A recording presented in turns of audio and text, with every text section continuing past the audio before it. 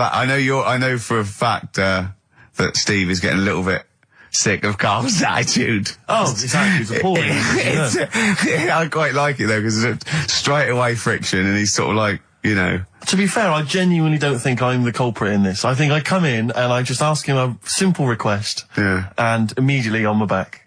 Whinging, moaning, whining. I mean, I don't know if there's any evidence. Well, it's funny you say that, actually, because in a survey, it came up this week, it's quite extensive. Mancunians take more sick days than anyone else. Mancunians take more sick days than workers in any other city in Britain and Ireland, according to Manchester-based employment firm. Survey by Peninsula found employees in Manchester take 11 sick days per year, whereas closest rivals Edinburgh and Dublin take an average of 9, Liverpool, Newcastle, Birmingham, Cardiff, only 8. Is Reading mentioned there, or no? Bristol? It's not even in there. They don't take days off. London is only 7. So the point is, I mean, I don't know you can take anything from it, but if you're an employer and you had a Mancunian and a Liverpudlian and they were equal on everything else, but you really couldn't afford them to be away, Liverpudlian's going to probably be away for 8 days. Sure. The Manc's going to be away for 11, phoning in sick. And so what can you? I mean, just analysing the data there. What would you extrapolate from that? I really don't know. I mean, call in if you've got any clues, or email us in if you've got any. I don't know why they. I think maybe. I don't know. Mancunians. I don't really know many people from Manchester. Well, I only know one, but I know he was off sick because he put on wet trousers and he got a cold, I think. Yeah. Well, he just said he was. Didn't come in for. Yeah. He left early as well once. Yeah. But I don't know. I mean, that's the survey. I don't know. I mean, it's evidence because it's statistics. So there you go. It's guaranteed evidence that that's proof. Any thoughts on that, Ricky.Gervais at xfm.co.uk? I mean, oddly enough, you're from Manchester, Karl. Yeah, I am, yeah. What are your thoughts on that? On what, sorry? No, on the survey.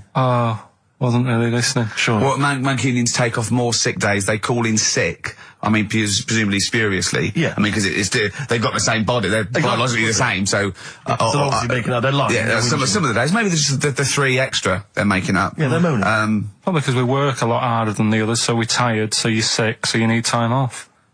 Probably.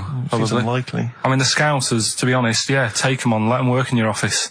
But you know how many computers are going to go missing? Right, that...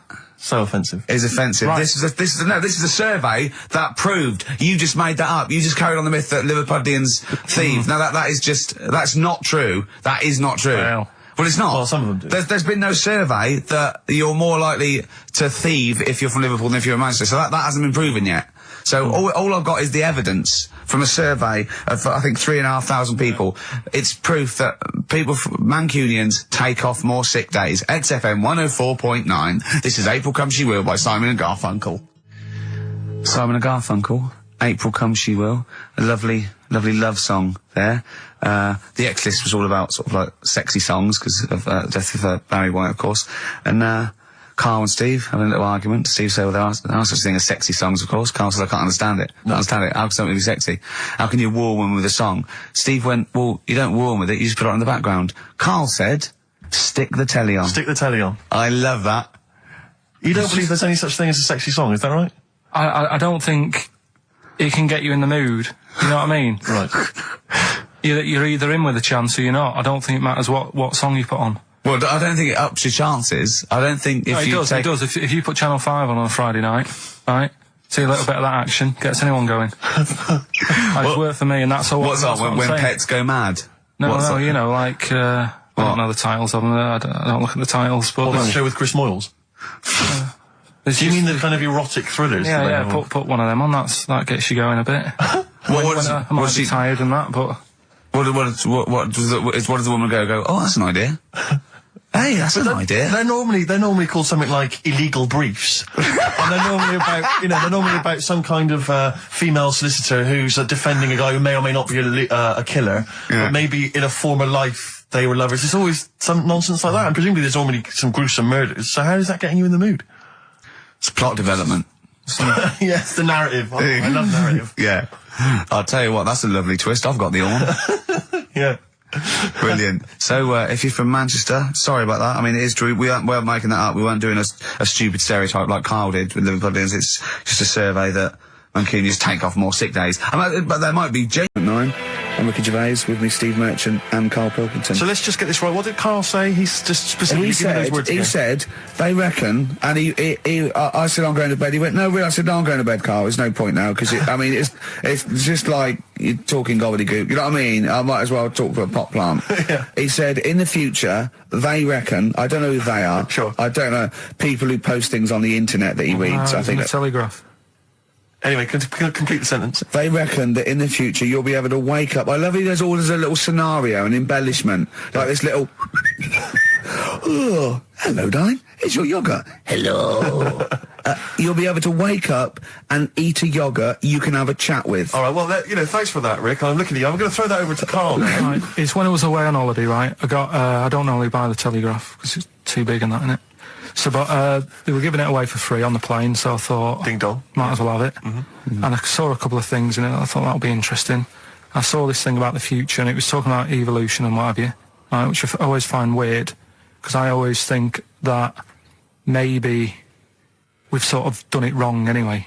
Do you know what I mean? I sometimes think by definition, evolution can't get things wrong.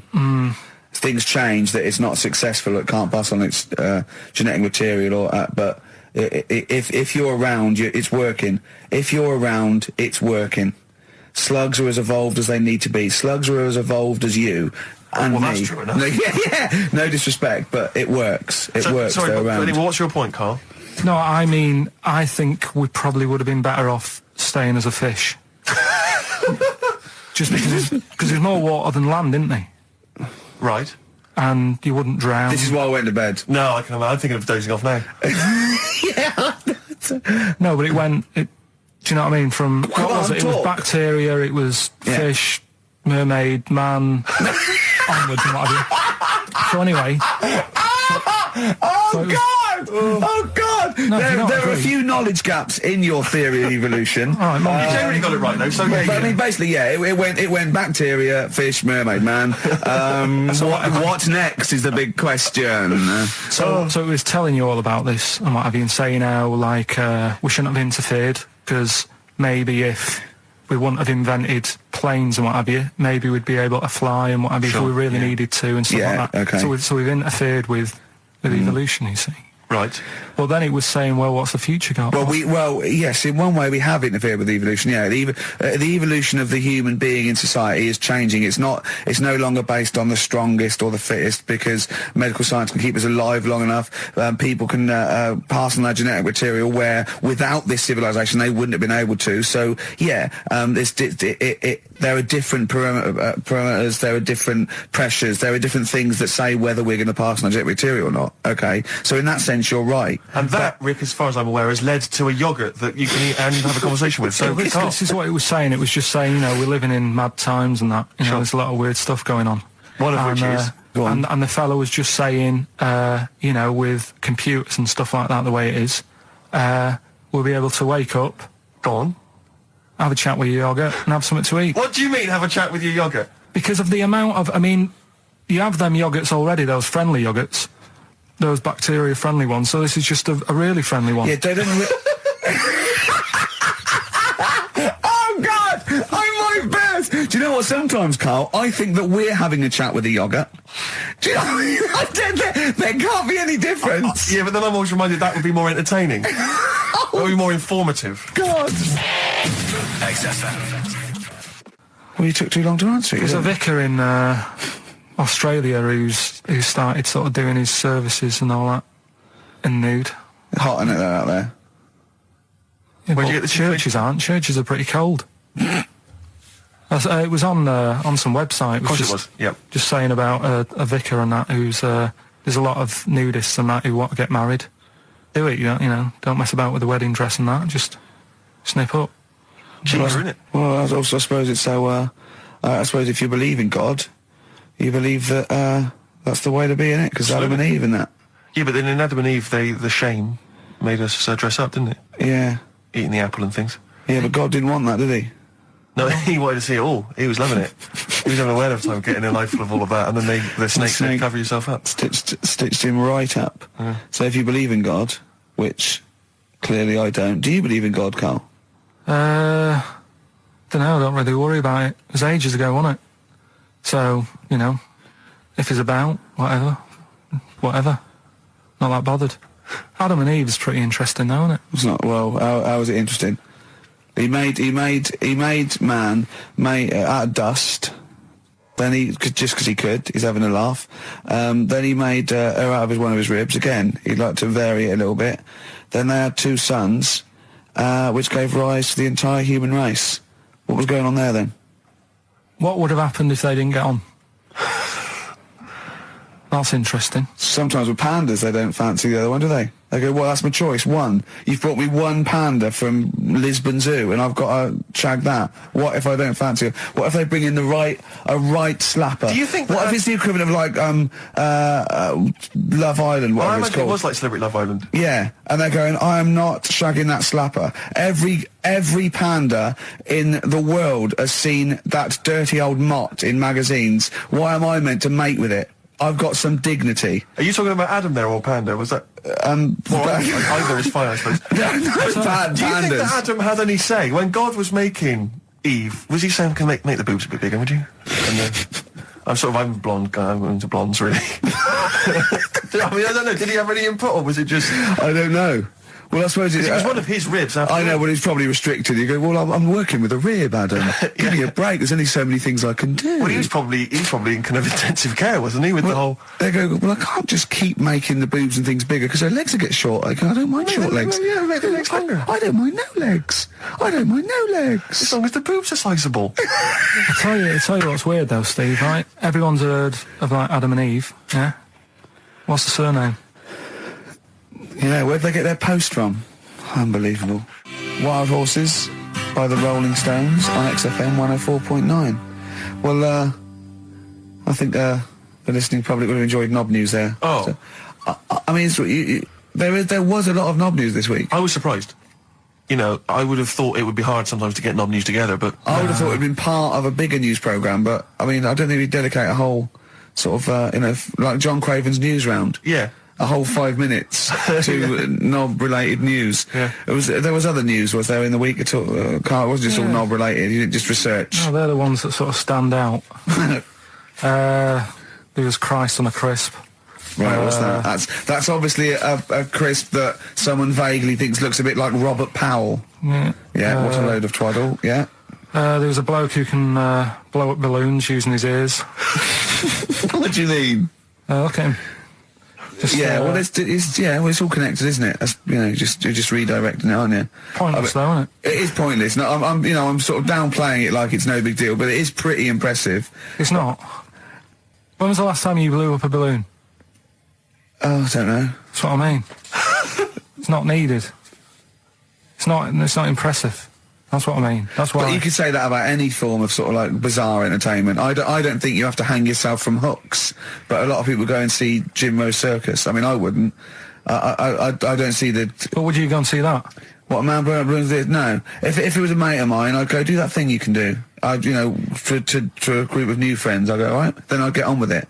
You know, to me, it's below an average card trick, doing something like that.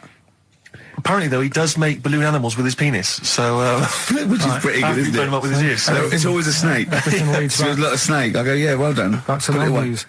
The Kinks, Better Things on XFM 104.9, Steve Merchant, Ricky Gervais, Karl, Pilkington. But do you know this, we're talking about the leech thing. Sure. Right. You're saying put them in a blender. I'm not saying that. Well, someone did. Yeah. Why were they doing that in the first place? Do you know what I mean? How did they find out that if you put leeches in a blender? I don't know. They probably kept notes. I don't know. No. But what made them? Were they just having a laugh? What made them go? Was it a party? It was a couple of 40-year-olds. They were at a party. It was a couple of research scientists. They'd been given £1 million, and the boss was coming around to say what you're doing, and they were just making a smoothie, and they went, "Quick, Mr. Yakamoto's come round, throw in some leeches." What are you doing? Just leeching. Just feeding these leeches to some other leeches. All right, well, that looks like science. I'm off. Well, that's what they do. Here's another £1 million for next year. Bye. Yeah. That's how they work, though, isn't it? A lot of these scientists... That's exactly how they work. I'm just saying they're getting away with murder. Go on. Well, just the way they do sort of spend loads of Eddie time. can't say anything in front of him because everything's got a point with him. You can't have a conversation with Karl. a questionnaire has been sent in by Ruth Chamberlain at Cordwainers College. Cordwainers College? Seems a weird... Cordwainers? It used to, yeah, it's either used to be a poly or a laundrette. I think it's, yeah. Anyway, it's something that she's doing for, she's studying product design for the fashion industry. And anyway, she's got, some questionnaire. And we're too busy and important to fill out the questionnaire. But we thought maybe you could answer it, Karl. Look, Karl, look, he's yawning, he's looking round, he's only got to do 2 hours and he gets a whole day off and he's getting paid for it. Do something, Karl. Be grateful. You've probably ruined a man's career. He's been ridiculed now for doing this. That he's so weak, where he should have squoze your head and kicked you out of the building. So, let's have a little bit of effort. You've only got an hour and a quarter to do, then you get 2 days off, alright? Alright. Right, Karl, it's a questionnaire about happiness. Oh, yeah. There's one person... Well, that should answer it right where. The first question, Karl, on a happy scale of 1 to 10, where are you on the happy scale? Is it at this moment or in general? Well, I would say generally. Okay. Yeah, but you don't always have to, like... I mean, I think I'm happy in that, but I don't always show it. You never show it. No, but it doesn't mean I'm not happy in that. Like, I'm alright at the moment. I'd say I'm probably on about an 8. I was probably on about a 9 when I woke up, right? And then, sort of fell out with Suzanne over her haircut. Yeah. Right? She went for a haircut and came back with something that I didn't like. Sorry, what did you say? So when your girlfriend walked to the door, she had her hair done, you said, I don't like it, alright? Well, she could tell by the look on my face. But don't you say, no, I'm happy with it, I just can't tell. I'm loving it. Because then she won't have it done again. Oh, Karl, I just cannot get over you. I really can't. No, but you haven't seen it. Right? Oh, so then I was fed up, but then I thought... Sorry, what authority have you got to talk about haircuts? Yeah, you had the, officially from a barber in Manchester above a railway station in a shack, it was £2 a cut, told you to have the hair of a Chinaman. Well, you wish you had the hair of a Chinaman now, you got no hair. You're a little bald man with your mouth open, so don't... Is she listening to this, Suzanne? Sitting at home with a woolly hat on? I don't know. But she knows now, doesn't she? What did you say? What words did you do do about it, I just said you look like someone out of Slade. Interestingly, that's what I look for in a girlfriend. Oh, God! Which one of Slade? That one with the funny... Not Dave Hill. Yeah. The one with the crooked fringe and the goofy... She had her teeth done as well, did she? She had 2 front teeth put in. Dumper. So anyway, So prior to that, you're on a 9. Then you saw the haircut, you're on an 8. Yeah. Yeah. And now then, what you on? I'm probably on about a 6 at the moment. Why? What's happened? Well, while Star Sailor was on, bit more head squeezing going on. So, yeah, about a 5 or 6. So generally speaking, what would you say you're on? About 4. You're on a 4. Alright. What would you give someone who wasn't very happy? What would you give them? What are you thinking, Karl? Depends why they're not happy. They're low, okay, so what would you give them? I mean, yeah, depends, innit? If it's someone who's just lost their arms and legs in an accident, you don't give them a lollipop. Sure, or some mittens. Yeah. You give them a hat. Yeah. Yeah. And dare I say it, a smile. A skateboard. Yeah. Yeah. I don't know. You don't know. You got to answer the question. Alright, so hang on, let's assume that you've upset your girlfriend because you slagged off her haircut. What are you going to do now to go and make her happy? How are you going to cheer her up? And not buy her a baseball cap. I don't know yet. I haven't thought about it because I've got this to sort out, haven't I? So when I get home, get her some gel or something. Oh, God!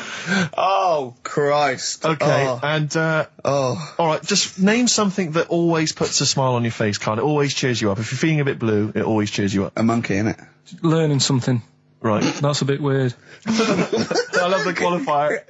No, I think it was I think it was 2 different sentences. I think it was learning something. That's a bit weird. Yeah. Oh. Learning something that's a bit weird. Okay, and finally, if you could have something to make you happy, what would it be? Little chimp, wouldn't it? Little chimp in a suit. Well, don't answer for him. Don't put words into me. You could have anything you want. It'll cheer you up and make you happy. What would it be? You can't say a skin of titanium. It's got to be something possible. Yeah. X-ray vision. No. What would you have? It can be conceptual. It could be world peace. It doesn't have to be, a new watch. Yeah, let someone else wish for that. Sure. It'd be a waste. Yeah. Why should you do it? And then someone else gets a nice new watch and there's world peace. Exactly. You're walking round, it's nice and peaceful, you know what time it is. He's swanning round, he's got a lovely new watch, and there's no threat of him being bombed. Exactly. I'm quite happy the way I am, really. I don't really want Are that you much. really? But you're on a 4. Yeah, You're on a happy scale of 4. Yeah, you're on a 4. Surely you want to get to 10. Surely the point of life is to be on 10. Yeah, but what's a 10? Do you know what I mean? No. What's a 10? Contentment, absolute contentment, joy Bliss. in your heart, Yeah. inwardly and outwardly. Not walking around with a little round mank head with your mouth open going, what's the point of that? I've done it once. Is that why you've still got all the condoms? You go, I've done it once. What's the point of that? Alright, we're gonna get over some air gel. Come on. 10. Just one thing that would make you happy. That would cheer you up if you were feeling low. Tuesdays off as well? I'll have the MD just, resign straight away, shall I? I honestly don't know what would make me happy just like that. Because I am happy. I know you say I'm fed up and that.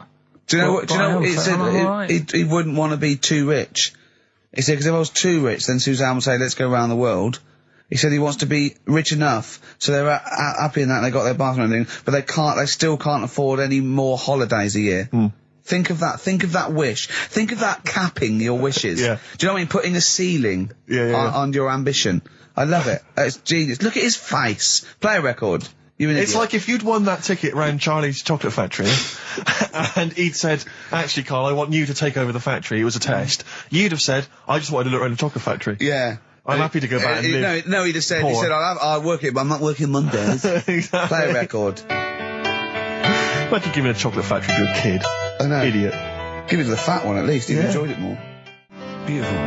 Billy Bragg from his Essential Billy Bragg compilation. Now, I know a lot of people are thinking Billy Bragg, I can't be bothered, politics, and I have to say, buy this CD, skip past every song that is, for instance, There Is Power in a Union. Don't be duped by fascism. Yeah, it's your right and duty to vote. Yeah. Right wing, wrong wing. Exactly. Ignore all that. But Just listen to the love songs. His love songs are beautiful. Yeah. It's fantastic. Tonight I celebrate my love for you with a pint of beer and a new tattoo. It's great. brilliant. Yeah, look, lose the ones about, Exactly. It's Exactly. striking. Yeah, exactly, because we know what we think of that. So, I heartily recommend that. Carl, we're on happiness. Carl, Yeah. I'm trying to explain Carl's to Carl happiness. that the aim to, it's really to get on a 10. Yeah. For Well, I like happiness. the He's fact on that he 4. started on a 9. But I love the fact he's happy with 4. Yeah. I love that. No, but what I mean is, right, I'm not looking for, like, happiness. Right. I'm You're not alright. looking for happiness. What? What's that for? What I mean is, right, I'm happy when I'm not fed up. So what I mean is, I'm happy. Is this your new book, Psychology of the Mind? What is that? I'm happy when I'm not fed up. That's like an 8-year-old trying to explain happiness. Johnny, what is it when I'm happy when I'm not fed up, miss? Well done, good boy. That's it. You're happy when you're not fed up. Talk like an adult. Yeah, but that's what I'm saying to you, though. I don't. What? I'm happy most of the time. It's just that when things niggle me, I find that I realise when I'm annoyed more than when I'm happy. But Karl, every time we talk to you, you are whinging about something. You've got Yeah. something that annoys But you. he's one of those people that if he whinges loud enough, he gets away with it. Like he's in here, I think he goes, I'm really busy. I come in and he's doing nothing. He's chatting, because he's having big, long chats with everyone about how someone's wound him up. Yeah. And they all come and they go, Carl's fed up. Because he's got this show. You know what I mean? He's wormed his No, way. but hang on a minute. You came in moaning about the post and that today. Yeah. Well, everyone's annoyed and frustrated by that. There's small businesses going out of I'm not. business. I'm not. You haven't heard me No, you're about not, because that. who's sending you letters? No one. You've got no friends. You said that yourself. Yeah. You've openly declared you don't want friends. We've talked about it before. Do you know the little mouse that had an ear on its back? Yeah. Sure. Right. Well, you thought he had a bad time, right? Listen to this one. Mouse walking about with us, sort of wearing a monkey's testicle. They're just having a laugh. This is what I mean about a lot of scientists. What are they doing? When's that going to come in handy? I don't know what you mean. Well, they were seeing if, say if a fella loses one, right? Yeah. Hitler or whatever. And they go, well, don't worry about it, we can sort you out. I don't know what the monkey's going to do. I don't know if they keep passing them on or whatever. But the actual monkey testicle was put on the mouse, and it worked. It worked for the mouse. But isn't it? I mean, isn't a monkey's testicle quite large in relation to a mouse? Would it not look like the mouse was on a space hopper or something? Oh yeah, it didn't look good. Well, they didn't put it where its testicles would be. No, they did. They put it. Well, how could it walk then? The ear was on his back, so he could just get about. Well, I don't know. But Well, you don't know, do you? You just guessed. Did they grow the monkey's testicles where the mouse testicles it looked would... stupid anywhere else, though, wouldn't it? Oh, whereas a mouse with monkey testicles, that's fine. You'd be showing off. You'd be all right. I prefer that than the ear. When that mouse gets put back in with the other mice, do the other mice go, George, you look different. Have you had anything done? But the weird thing is, as well, apparently it still works as a monkey. What? So, like, what are you talking about? Like the sperm and that was it was still sort of monkey. Of course sperm. it was. What are you talking about? But that's weird. But what, Karl? It's only a thing to give it nutrients. That's all the thing they're testing. It's like grafting at that level. Right. What's your question? Because I'm right. What do you think? It would change eventually. It would have changed into a mouse testicle because it had been hanging round a mouse for so long. No, I thought the actual sperm of it though would be a mouse's. Why? Because it's hanging off a mouse. No, but your sperm is actually created in the testicles. So that's why it has to be outside your body. Otherwise, we put them in a nice little cage. But I'm guessing then that they've done this operation so that they can do it to humans. Yeah. Why would I want a monkey testicle if my kids are going to be monkeys? What use is it? No, think. That's no. That's going to happen anyway, Karl. Yeah, but think. Think of what you're saying. They've grown a monkey testicle on a mouse to see if it would still function as a monkey's testicle, okay? So they can do that to humans. So think, Karl. What they'd do is they'd grow a human testicle on a mouse and it could still be used as a human testicle.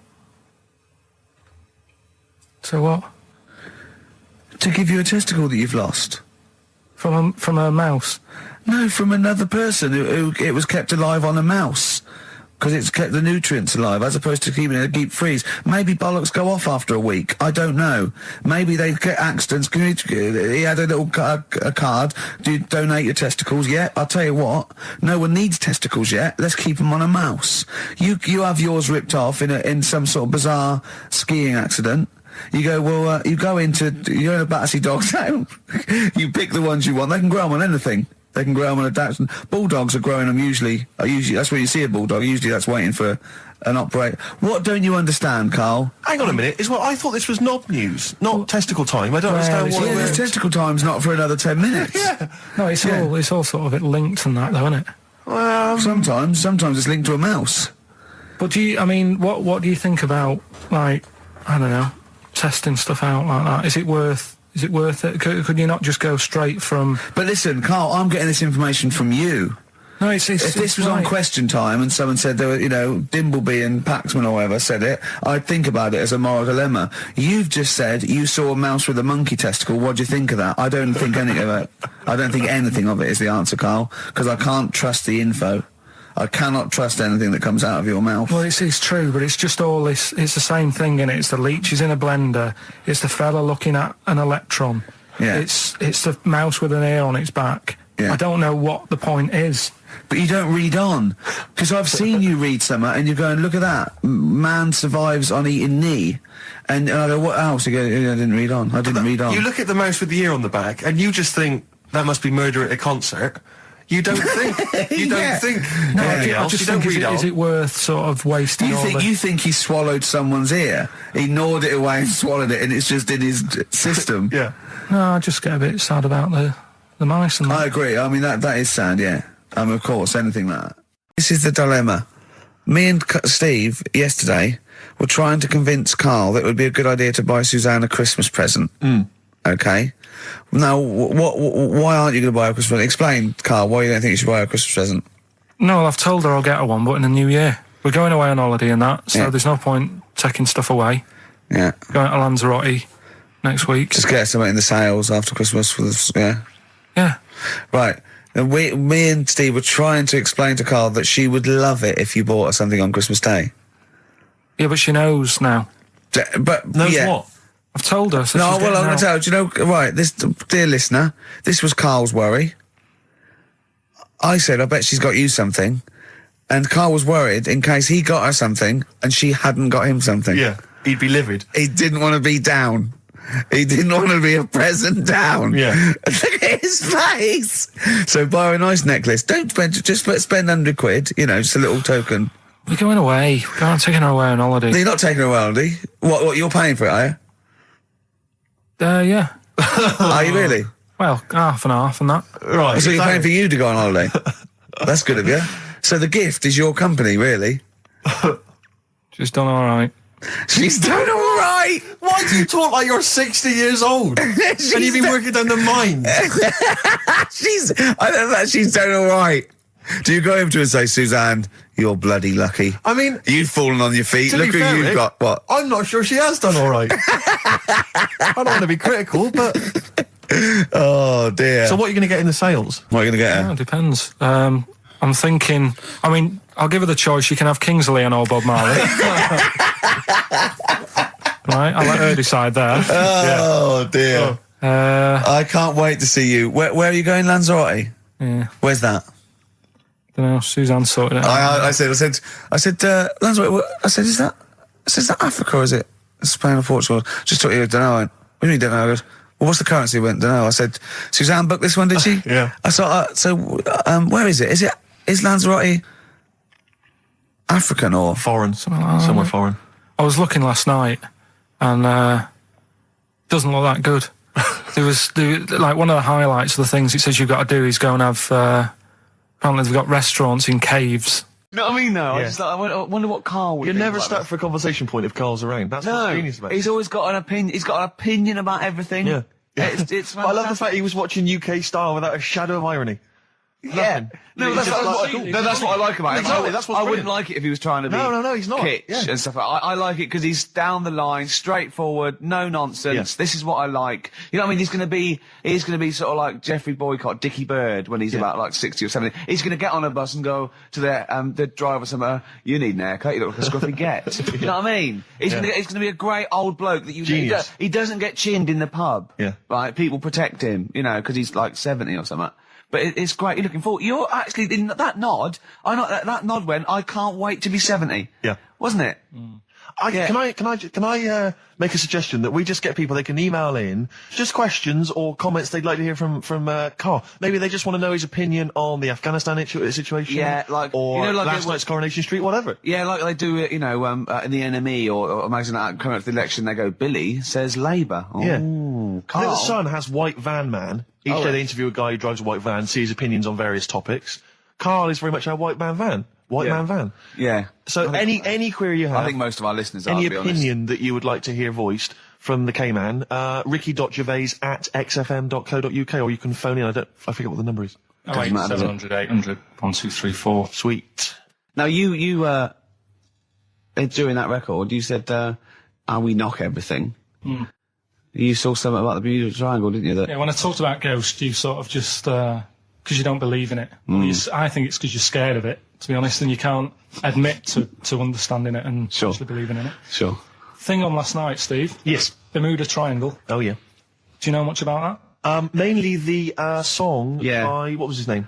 What's his name? Bermuda Triangle, where people disappear. No, Bermuda did- Triangle. What's his name? No, Barry Manilow. Manilow. Yeah. Are you familiar with the lyrics? Bermuda Triangle, where people disappear. Bermuda Triangle, don't go near. Yeah. Shouldn't really make a joke out of it. No, you're right. Go on.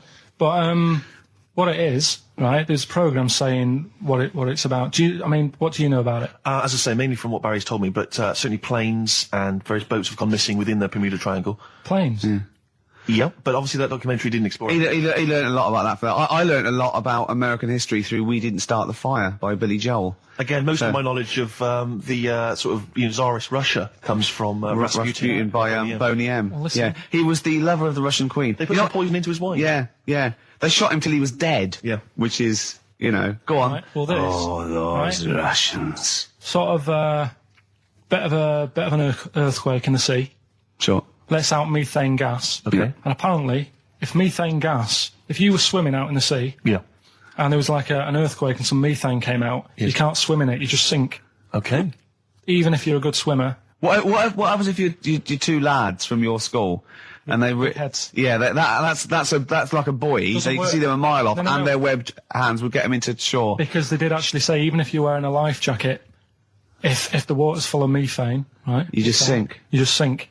So what it's saying is, boats have gone across the sea, got a load of methane in the sea, and the boat just sinks. Right. What about the planes? Is it then sort of planes with little sort of floaty things Could on? be. That'll be the sort they've landed in the sea. Right. And methane's coming. Well, sorry, Karl. What did the documentary say? Not I imagine. Yeah, your hypothesis might be Yeah. working. What did they say on the They documentary? didn't cover that bit. They didn't do cover the planes. They didn't do the planes. Something else they said about it, though. Go on. Loch Ness, the monster, Yep. Sure. probably doesn't exist. Okay. What Oh. it is, Interesting. Hold on. Interesting. Oh, interesting. It's- What they thought the Not List probably didn't exist. Curious viewpoint. Hold on. What proof have they got for that, Karl? How can they go around saying stupid things like that? it's methane, Right. Again, in Loch Ness. and people have seen, what's the lake it's in? Loch Ness. Loch Ness. Yeah? It being the Loch Ness monster. Yeah. Yeah. That's where it lives. That's how it finds its way home. That's certainly the clue. learn. Yeah, If we get again, Karl, that's the clue. Yeah, if it go, and it's if it's wondering, it goes, excuse me, would you know where I'm being the Loch Ness monster? Where would I be going? Oh, you'd be going to the Loch Ness if that's your home. It's way over there, you So big anyway, monster, you. So the bubbles from the Sure. methane bubble up out of the water. Yeah. People think, oh, God, it's a monster's head. But it's not, it's just water sort of shooting up because of the bubbles. Well, that's two of the great mysteries of the universe solved by Karl P on a Saturday afternoon. That is fantastic. So that makes me think a lot of things. So you know, when mediums are sort of like going, "Oh, I've got something coming through." Do you think they are exhaling a lot of methane gas, and thus making them not think straight? Do you think everything's down to methane gas? Do you think that all the mysteries of the universe are down to methane gas, Karl? What did it say in the documentary you saw? About what? What was the budgie happy? We know that budgie was sad. Was it in a room? Because they used to take canaries down the mines, didn't they? They used to take canaries down the mines, they'd smell the methane, and then the budgie would be happy. I'm not going to teach you anymore. Play a record. Oh, excuse me, and don't be alarmed. I look quite frightening, but I'm merely a nice monster. I seem to have lost my way home. Could you direct me in the right direction? Nice to meet you. Yeah, Karl Pilkington. Hi. What's your name? Why do you need to know my name? Well, it might help me to find out where you come from. Oh, my name's the Loch Ness Monster. Okay, all right. Give me a second. What was your name again? Loch Ness Monster. See, this is what I mean. All right, guys, have you finished that private call? Yes. Jeez, that was outrageous. You know you're a fan of Feng Shui, Karl, and you believe it's all true. I just run this one past you just on the off chance. Yeah. Because it may be that you change your opinion slightly. Yeah. Feng Shui teaches you to use your environment wisely. Sure. If your land and the surrounding area is undulating, it's said to house auspicious dragons.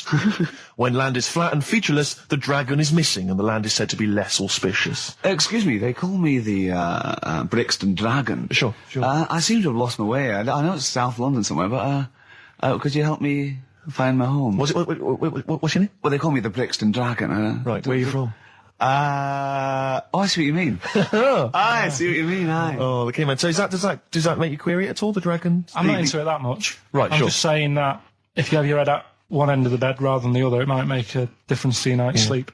It's not so much Feng Shui, though, is it, as sort of good advice, generally? When you went home... Don't sleep on the end of a spike near a cliff. Good I mean, that's good advice, isn't it? You know what I mean? And it was a Christmas play, and I managed to get a part in it. And, Did you audition? got a part in it, and I should have been playing the drums to the one about Kings. We Three Kings. Yeah. I was meant to be doing that, but Little Donkey came on, and it was one of the. What do you mean came on? That was like next up on the next song. Right. And it's one of them songs that you can't help sort of Tapping along to. Yeah. Do you know like if I was to go Yeah, you'd have to finish it with. yeah. Do you know that they actually send that into space? Do they? And What, hoping that aliens will respond with that? yeah. They do that because apparently it is one of them things that you can't help. What, even if you're an alien life form? Yeah. They know that, do they? But anyway, What, because they watch Star Trek or something? Hello. Knock, knock. Yeah. Seriously. Who's it true? Like, if you send out knock knock into space, they have to say that.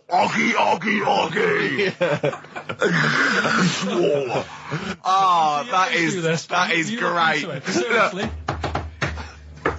Oh, hold on, what's something out there? What's a little green fellow? That is great. Yeah, so anyway, That is little fantastic. donkey. I mean, we're not a close family, do you know what I mean? We're not the sort of family who keeps in touch with everyone. And I think my mum called her up one Christmas and sort of said, you know, how's the diddy Will? men?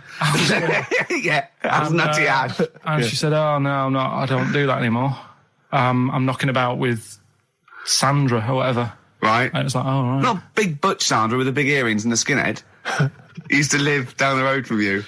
I don't know. He used to I get haven't met her. Doc Martens wholesale. That's Sandra. But she had a haunted house. Go on. Who, Sandra? No, Hazel, Right. Is this before she was a lesbian or not? before. Okay. And there was a bike in the hall and the pedals used to go backwards. There was a what in the hall? That's handy, isn't it? Oh, that's great. Don't worry, we won't do anything. So, sorry, no, I want to know about the haunted house. There was a bike in the hall. And what There was a happened? bike in the hall and the pedals used to go backwards on their own. And also, shoes used to stick to the wall or something. Did they? Yeah. Yeah. Shoes used to stick to the wall. Yeah. Okay. That sounds like a That's all it does. household. Yeah. Oh, yeah. dear. Brilliant.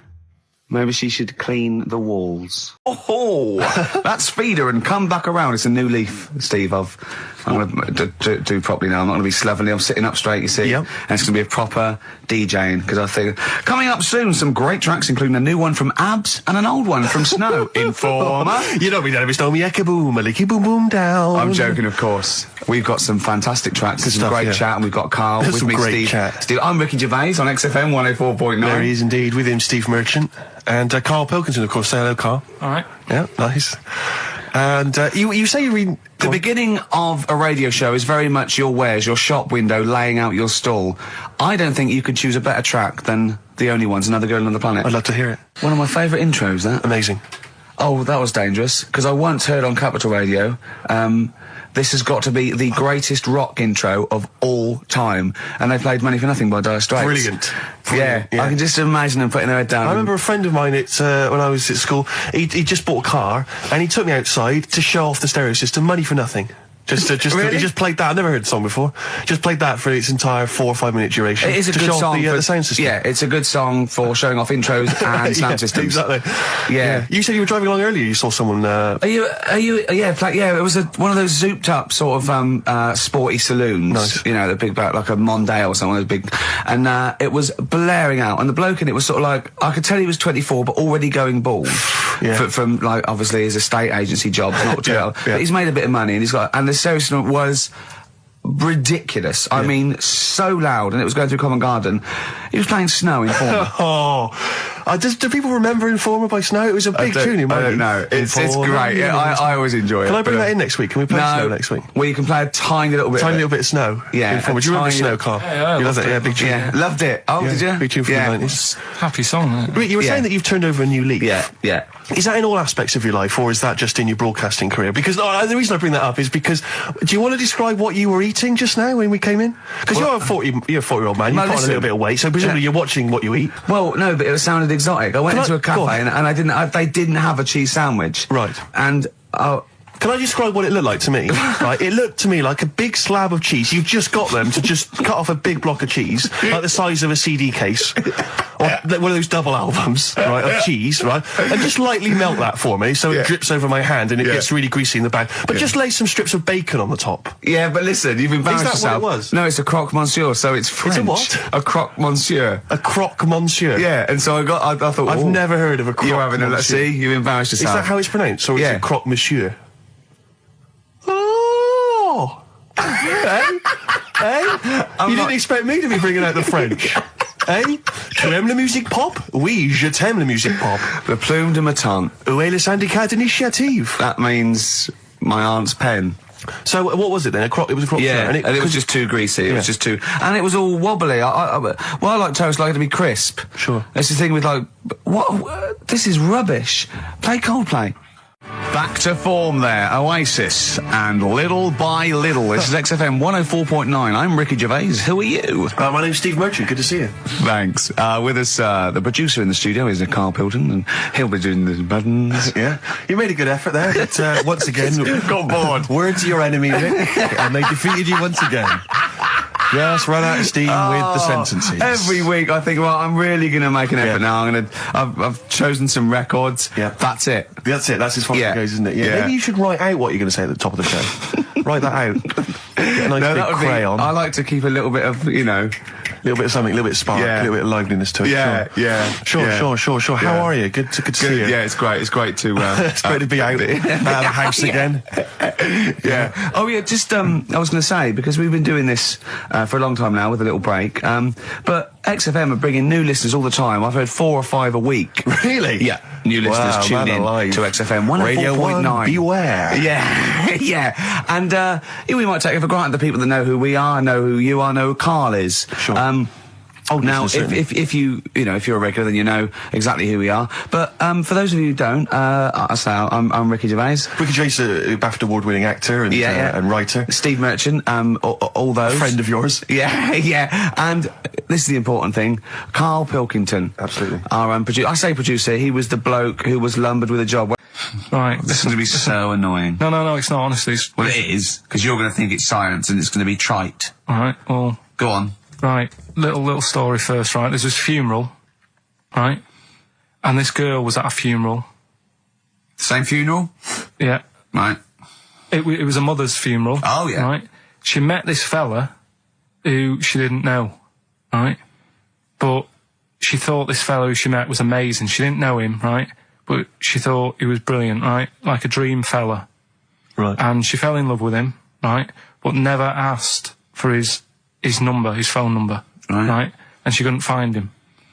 Now, a few days later, the girl killed her own sister, right? Yes. Question is, why did she do that? Okay, well, it's one of those stupid things then, isn't it? So it's not logic. It's what am I thinking? No, it's not. Seriously, it's a proper mental logic. test. It's a proper mental test. A mental test. It is a bit mental. So you understand the story, yeah? Kind of. Let me just get it right. So there's a funeral. A girl goes to the funeral of her mother. Yeah. She meets the guy, or she meets the guy at the funeral. She meets the bloke. He looks all right. I fancy a bit of that. Right. Has a chat with him. Yeah. But doesn't get his name, doesn't get a phone number or anything. So to cut a long story short, the things are asked, right? So the reason she kills her own sister, is this something to do with finding out something about the man she met? Well, just answer the thing. Just why did okay then. I'll answer it then. She went mental. He was a spy called Derek. What do you mean, just answer it? Anyway, I'm testing Steve. Right, well, she killed her own sister because her sister had stolen some money from her and was sleeping with her husband. Is that it? Well, I don't know. It's an answer. It's an answer. What's the answer on the paper? So, well, come on, what is... Come on! Well, the answer is... No, an answer is... that she was hoping that the guy would appear at the funeral again. He'd go to the funeral. Right, that's not a proper psychological test. It's one of those stupid little shitty things. It's like a man goes into a field and dies. Why? His parachute didn't open. That's what I'm thinking. I'm surprised you learn anything. Oh, I love that. Romeo and anything. Juliet. Oh, Juliet's a fish. It said she was hoping that the guy would appear again at the funeral. If you answered this correctly, you think like a psychopath. This was a test by a famous fella, right, who used it on killers, and most of the killers got the answer right. Did you also think that? Was that the answer that you gave when you first read it? No, I didn't know. But I wondered what you would have got. Good, so that's proof I'm not a psychopath. Yeah, but that's the point, but it's a psychological test for looking at something very, very specific. What's up with that? Well, what was the best that could happen? That he'd got it right, so he is a psychopath. What annoys me is you're not happy with that test, but before you wasted 3 minutes trying to balance a pear on my head. What were you getting out of that? Let's play a song and have some money.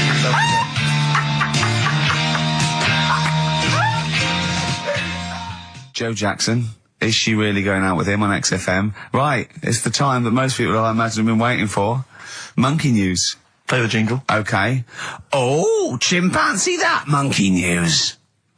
Right. Come on. Come on. Should be ready, Karl. It's amazing, isn't it? It's like Nicholas Witchell.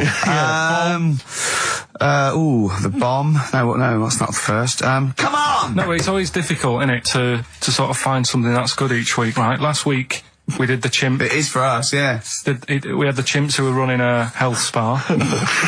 Yeah. Right. We've covered the one who nicked a car to go on to Spain. Yep. To sort his future out. All shite. The hairdresser, I think we've done that one, the little monkey hairdresser. This week, we're looking at monkeys, that they're using.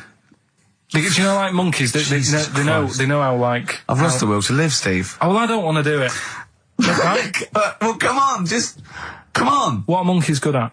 What are monkeys good at? Yeah. Well, running small businesses, cutting people's hair, and driving cars. Yeah, they love Spain. Oh, and foiling bank robberies. Yeah, they're great. Well, something else they're good at, right, is like weighing up the situation.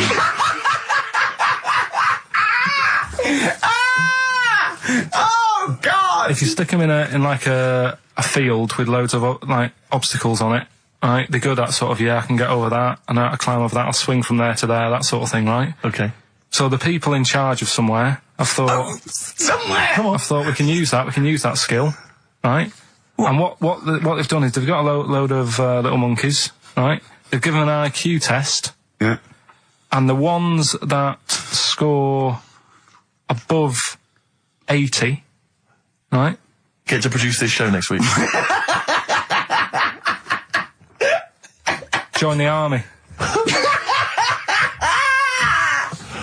Right. How do they join the army and what do they do? They just, what they do is they set little obstacle courses up for them. They do that. They do a cross-country run. They do, the IQ cross-country test. run? Yeah. Okay. And then once they've done all that, they make them a little uniform, made to measure little uniform. Slightly longer arms, shorter legs than usual, yeah. Yeah.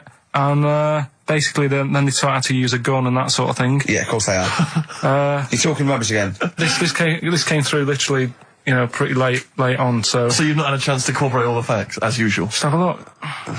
Right. It's the bit I'm looking for is, well, A, why are they doing it? Why are they doing it? Yeah. Why do we need monkeys in the army? And secondly, why are we giving them guns? I'll just check to see if any of that I love that we only let gays in recently. Yeah. Talk amongst yourselves. Yeah. Just have a look. I can't read it. There's just too much pressure. But it's rubbish. But it's rubbish. They don't get it. It's the way that there are things there are animal cores, right? There are horses, there are dolphins, sea lions. There are lots and lots of animals in the army, but they don't have to pass an obstacle test as such, and they're not taught to fire guns. You straight away assume that there's going to be loads of squads of men and then just one little monkey in the middle. Like, he came second on the test. He's in, boys. What do you think, Steve? You've read it? Well, as ever, Karl, this is an arbitrary email sent by one of our listeners. You know what Ricky and I think of them. and so we're not really basing this on hard evidence. We're basing it on the ramblings of one of our listeners. Rubbish. Once again, lazy, rubbish, uncorroborated, nonsense. The stupid test that you got wrong. Rick, that sounds like monkey news to me. Yeah. This is a question. I was discussing this yesterday. This is not a bit of shit. This is not a joke. I genuinely have always been slightly perplexed, and we were discussing it last night.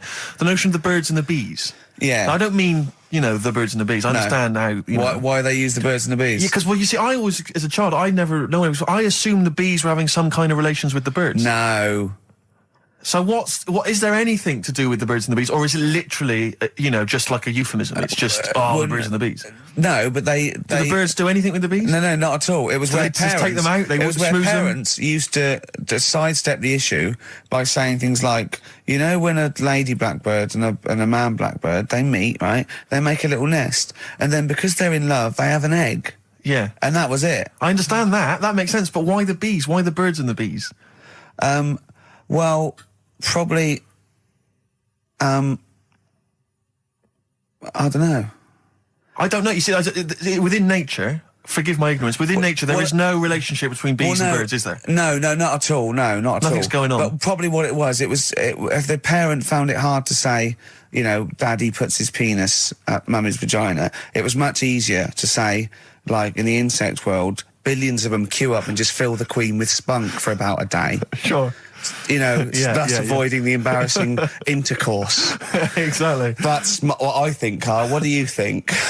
Were you talking about the birds and the bees? Did anyone bring that up with you? No, it was Karl? just in that class, wasn't it? When they put a video on. That's what we had. No, we had a film. And they just said, I watched that. And then What film, though? Basic Instinct? It was just like, you know, two people. And all sat round the telly and watched it. One girl fainted.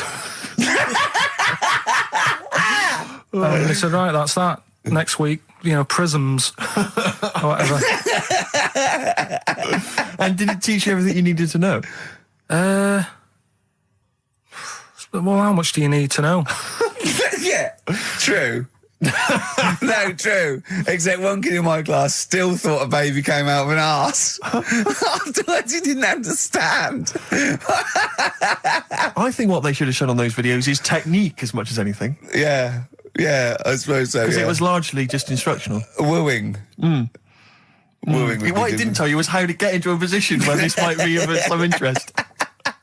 That should have been the first 4 weeks of the course. Yeah, well, obviously that baby who had the kid who had a baby. What was going on there, Karl? That was weird. Did you see that? Yeah, that was going to be your favourite programme, wasn't it? Yeah, it wasn't that good in the end. Why? You told us about this story ages ago, didn't you? Ages ago. I told you about a year ago about a baby that had a baby. Yeah, it's a bit different, the baby that had a baby, isn't it? Whereas a Siamese twin with a breech actually just, you know, developed inside him for, you know, just, well, it wasn't even developing. It was a twin stillborn that just was inside, enveloped in the other one's body. So it's a little bit different to a baby what had a baby, isn't it? Yeah. Actually disappointed he was. Do you know what he said to me? He went, well, I thought it was going to come out. And go, oh, bloody hell, I'm 7. What a waste of my life. Like he'd been in there going, oh, hello? Hello? 7? Idiot. Yeah. Yeah, a bit disappointing. But there was a programme on after that, right? At 10 o'clock on Discovery, and I haven't got Discovery. Oh, right. It was about... Good? Oh, I didn't see it. This is it. I was yeah. going to say to people, if they've got a copy of it on tape, if they can send it in. What was it? About a baby with 4 legs. Right. That was on at 10 on... It wasn't a puppy? No.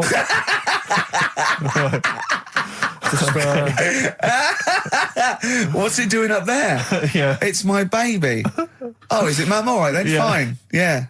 It's got 4 legs, yes. Yeah. Sometimes they do have Look, 4 legs. Dad's gone, he's never coming back, you've got to get over it. So, if anyone's It's got not a baby. send it in. Oh, Right, dear. okay, Send it in. good. So you want a tape with a baby with 4 legs. You're going to be disappointed again. It's not going to be like a baby with 4 legs who's running up the curtains. You know what I mean? It's not going to be that. It's probably going to be 2 legs and then 2 sort of like floppy appendages. You know what I mean? They're not going to be brilliant. It's not going to be like Jake the Peg. You're going to be disappointed. Brilliant. So Sounds like an academic work to me. the bit that I caught, I just flicked it over, sort of seeing what's on the telly, and I thought, oh, Exorcist, I've seen it, but there's nothing else, and I watch it, and then I realised it wasn't the same thing. I thought, oh, I'll have a bit of this. And there was an old woman and a daughter, and as far as I was aware, the bit I picked up on, they were saying, oh, you know, it's dreadful, and unless you've been through it, you know, you've had ghosts in your house and that, you really don't know what it's like. Yeah, sure. And the main thing that seemed to be getting them down was the fact that the budgie was getting stressed. The budgie was getting stressed? Because animals can sense the other side. Oh, okay. Can they? Yeah. Okay. So, and how was that manifesting itself? You didn't know. What was the budgie doing? I think it just wasn't happy. Right.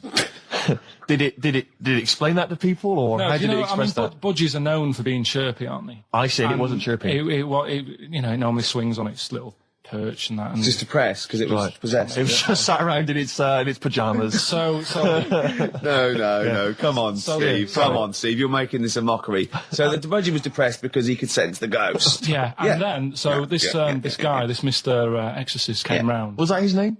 Yeah. Okay. Was he a priest or something? Yeah, he might have been. Yeah. Yeah. Like I picked up Did he at have the end. like a black coat with a little white collar? That's usually the. He had his coat on, so you couldn't tell. No, sure. Okay. But so he came round and he sort of did his thing, and then Was the he next shot, Was he trying to exorcise the budgie? No, the the ghost. house. Right. The I house, see. It yeah. wasn't that the budgie had a demon or clearing the anything. house No. out. Okay. No, this So- wasn't a possession, was it? This was a straightforward. It wasn't a poltergeist or anything. It was just a. Well, a haunted house. Yeah, but Sure. that's the thing he was saying. He was saying you can have like your ghouls and that aren't that bad, that aren't going to cause you any problems. Yeah, yeah, but obviously the budgie, they've got weak hearts and that, haven't they? And Sure. So he go on. So anyway, basically he sorted it out, did whatever he did, and the next shot you see is like the budgie making a noise and swinging It's the happy dice again. over the moon again, and the old woman was like happy because she couldn't believe it. stressed. Yeah. And that's The priest didn't come in and go, well, you should feed that bird. Give it a bit of millet. It was happy. He goes, right. No, See you it's- later. No. It was a. So It's budgie- I mean, budgies are. My mum's got a budgie, and they're fairly happy all the time, aren't they? So it's got to be something fairly odd. you never see a budgie sitting down going, I feel like topping myself, to be honest. Yeah. Do you know what I mean? Though? No. Do you know no. you can have like a moody dog? You can see a dog when it's unhappy if it's walking down the street. You can have a moody canary, can't you? And what they do is they often tell the police what you've been doing. They're known for that.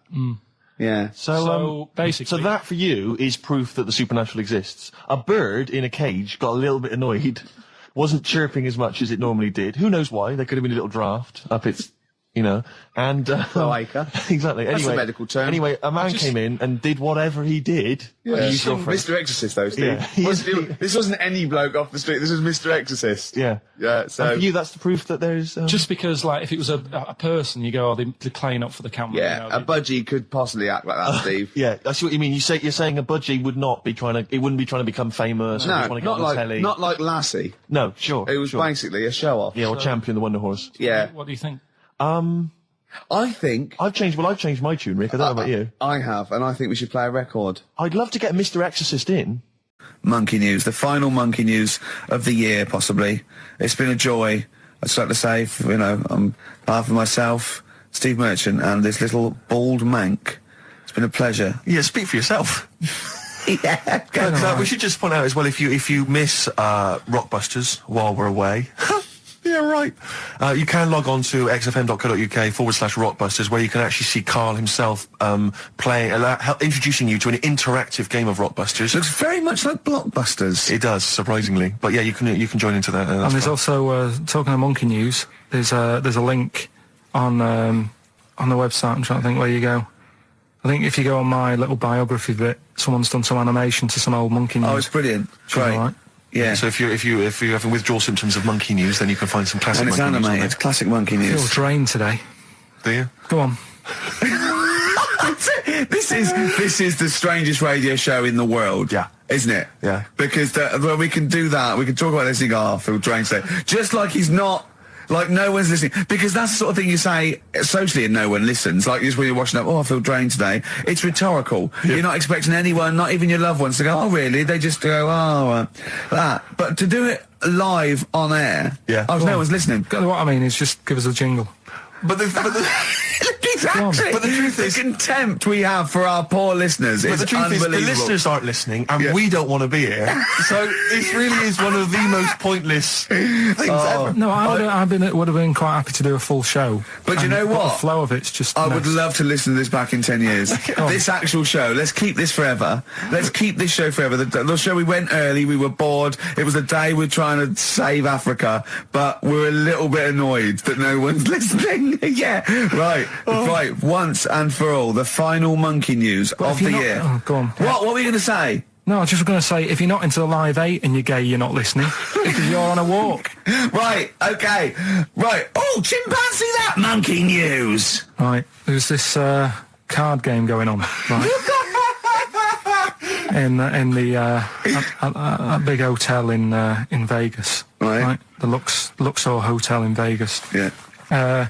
There's a major card game. All the big players and that Sure. were involved. Right, they're all invited.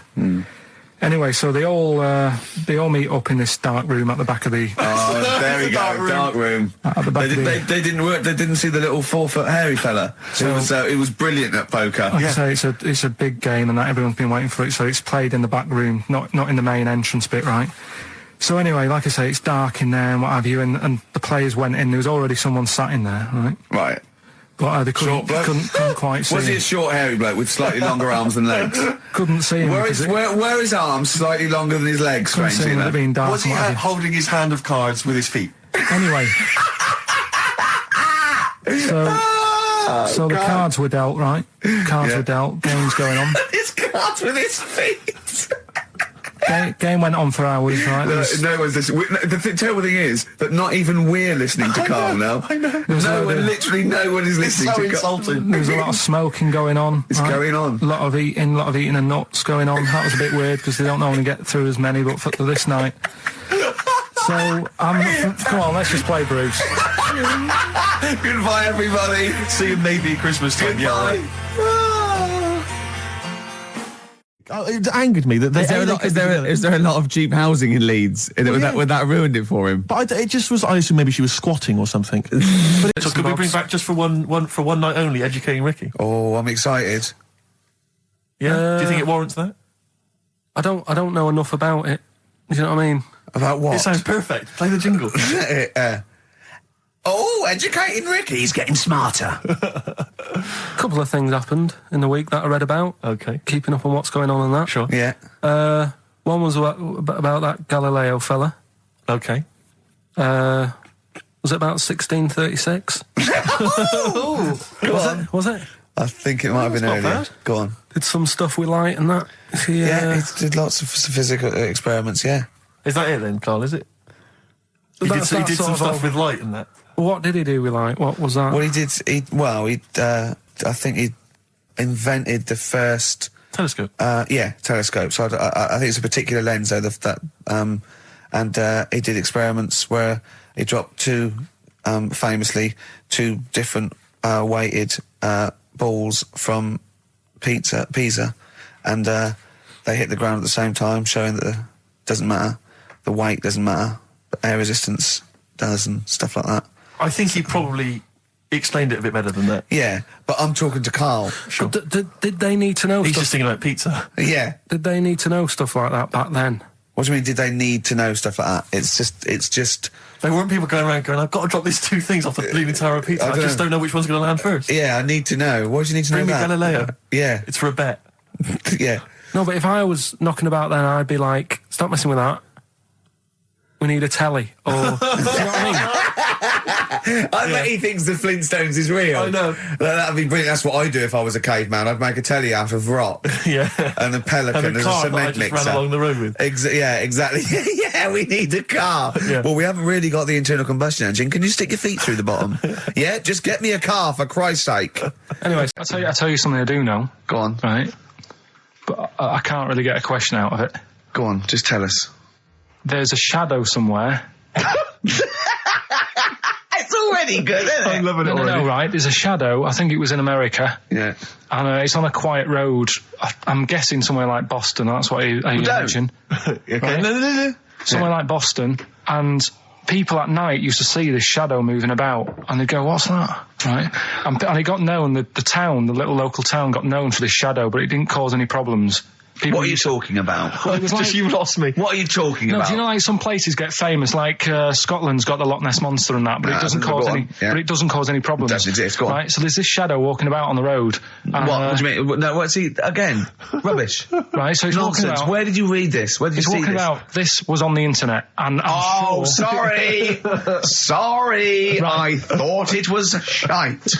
I didn't know it was on the internet. Right. So this shadow is moving about, and Independently of an object. yeah, and the local mayor and that is like, yeah, it's a bit weird, but it's not harming anyone. The mayor involved. Was he elected to that post? Hey, mayor, we got a problem down here. Seems like a shadow. Well, it's not causing any. No, it was just causing any problems. Yeah, go on. But that's the thing. It was left for years, and then it did start causing problems. I see, that's it. If you leave these shadows to go unchecked, Rick, they go crazy. Yeah. You let them run amok in the Yeah. city. Yeah. You've got to stand What did it do? on What did it Roman do? shadows. What did the shadow do? It was pushing people off the bikes. It was what? It was pushing people off the bikes. I just got to make the little outfit. You and your merry men. She's got me like 2 yards of green felt. Sure, yeah. And yeah. I've just got to find and a tailor. tree house. Someone who can make me a lovely little natty outfit. Yeah. Why has she bought you a bow? You live in central London, so where are you going to be We've using got a this? garden. I did it yesterday. I've got my finger though because I'm meant to put protector, so it's just it goes so fast, isn't it? I didn't understand that sentence. I'm here in the studio. I saw you point to your finger, so I'm guessing from that maybe you injured your finger. Yeah. For the listener, again, what exactly were you talking about then? No, because when you pull it back, it. Okay. So. And do you have a target? What do you use as a target? I had big cardboard box flat on it, down a tree. Right. I go, it's brilliant. Sure. I'm getting a bit excited thinking about it. Yeah, no, indeed. Because when I make that outfit, I'm going to be running round. Yeah. Yeah. So, and do you have a picture, like a face maybe on your target, like Osama bin Laden, something like that? Yeah. Sure. No, it just says this way up, fragile. Right, okay. I forget what came in it. But, it's good fun, isn't it, Karl? Bow and arrow, isn't it? Brilliant. Yeah? Would you like a little bow and arrow? Yeah, it's alright. Yeah. I had a rifle as a kid. Did you? Yeah, that's- A real one? yeah, just shooting cans and stuff. Yeah. It's alright. So, Well, a wonderful anecdote. Well, I went out with a drink with Karl in the week, and we went to a restaurant, didn't we, Karl? it's a good night. And we sat there, and next to me, when Karl came, next to me was what's his name? Ross Kemp. And he was sitting there, and I saw Karl, and I tapped him on the shoulder, Ross Kemp on the shoulder, and I pointed to Karl and him, and I said, "It's nice to see you two back together again." Nice. And Karl was horrified. But Karl didn't know that I'd already spoken to him before Karl arrived. Yeah, so I thought it was okay. I thought I could break the ice because I'd met him before. Sure. So he just thought I was insulting him. And in the week we were talking about his little head, weren't we, Karl? And Karl suddenly stopped the conversation and said, "If I had hair, what would we be talking about now?" I think he had enough of everyone talking about it. And he looked good though. It's a special little do. He had it sort of, cropped a little bit more. I like it when he's just freshly had it done. Mm. Do you like? Yeah. Has that ever happened to you, Steve? If you're somewhere, say if you sat somewhere, does someone sort of, is he anyone else who you look like, or would you say you're a bit of a one-off? I love these two. But to be fair, to be fair, he seems to be having to go at me an awful lot more than I do at him now. I mean, he just starts it. Starts it out of nowhere. I think his is sort of a get back for the way you treat him as a producer, not. But he's not a producer. If he produced the show, I wouldn't have a reason to criticise. But I think this is it. Seriously, I mean, it really winds me up though because it started as a joke, but now it's abuse. Yeah. He got annoyed at Heat because it said Karl, producer, well, not so much a producer as just a bald mank. And he went, "Can they say that? Yeah. Can they say that?" See, that's a magazine, an independent publication that's identified what exactly it is you do. Yeah. Oh, here we go then. Go on, bring it on, because here we go. He's looking at me. I know he's thinking. I can hear the cogs I'm not working. thinking anything. It's Fisher. No, that is true. Never a true word. Play a record. Now then, I heard this on VH1 in the week, and I have not been able to get it out of my head, and I really kind of want to get it in everyone else's mind now so they understand the pain I've been going through. Miss You by the Rolling Stones. Yeah. I hope that's now embedded in your brain and you can ruin a week by having to sing that constantly, irritating people in shops and everywhere you go. Miss You by the Rolling Stones. Good track. Karl, Jonathan Ross came out of this last week, and we were talking about stuff, and Karl was mesmerised when Jonathan told a story that he was bored once in a hotel room and shaved his arse. He shaved his arse? Yeah. Sure. And Karl, you didn't stop questioning him, did you, for about... I just wondered, at what point do you sort of say, "Oh, this is getting on my nerves"? Do you know what I mean? Yeah. It's way too long. He took it in his socks or whatever. Yeah. But it's not. I mean, it is boring in hotel rooms because I told you before about when I was in Edinburgh and I had nothing to do. There was nothing on the telly, and you've eaten the shortbread biscuits. And so that's when I read the phone book to see how many. That's when you read the phone book. Well, to see how many Macs were in Scotland, McAteer, Macintosh, Sure. Yeah. And it was 42 pages. Yeah. Jonathan, I don't know if he'd already done that. Yeah. And, he said he shaved his arse. Now, when we say shaved his arse, Not his cheeks, his... Oh, all of it? Yeah, all of it. Did he say that? Well, I think that's... But other than the cheeks, But then, there's not much left, is But there? then we got to the fact that me and Jonathan, if we pooled our wealth, we could have shaved Karl's arse for £1,000. Right. And he said, yeah, for £1,000 you can shave my arse. Suzanne said, can I say this bit? Your girlfriend said what, Karl? She was annoyed. She says, well, I'm not allowed to go there. Why is anyone else? And of course, the whole table stopped and leant in and said, what? I mean, he doesn't like me touching him there. I went, what do you mean? This is too much information. It was too much information. I like the fact that you've had this conversation with her. I like the idea that she touched your arse once and you went, woo, hands off. Yeah. I love you, but keep your hands away from my arse. Do you know why he said he's talking about the most intimate part of the arse, the middle arse he's talking about, and he said, I said, why? He went, it's a bit gay, isn't it?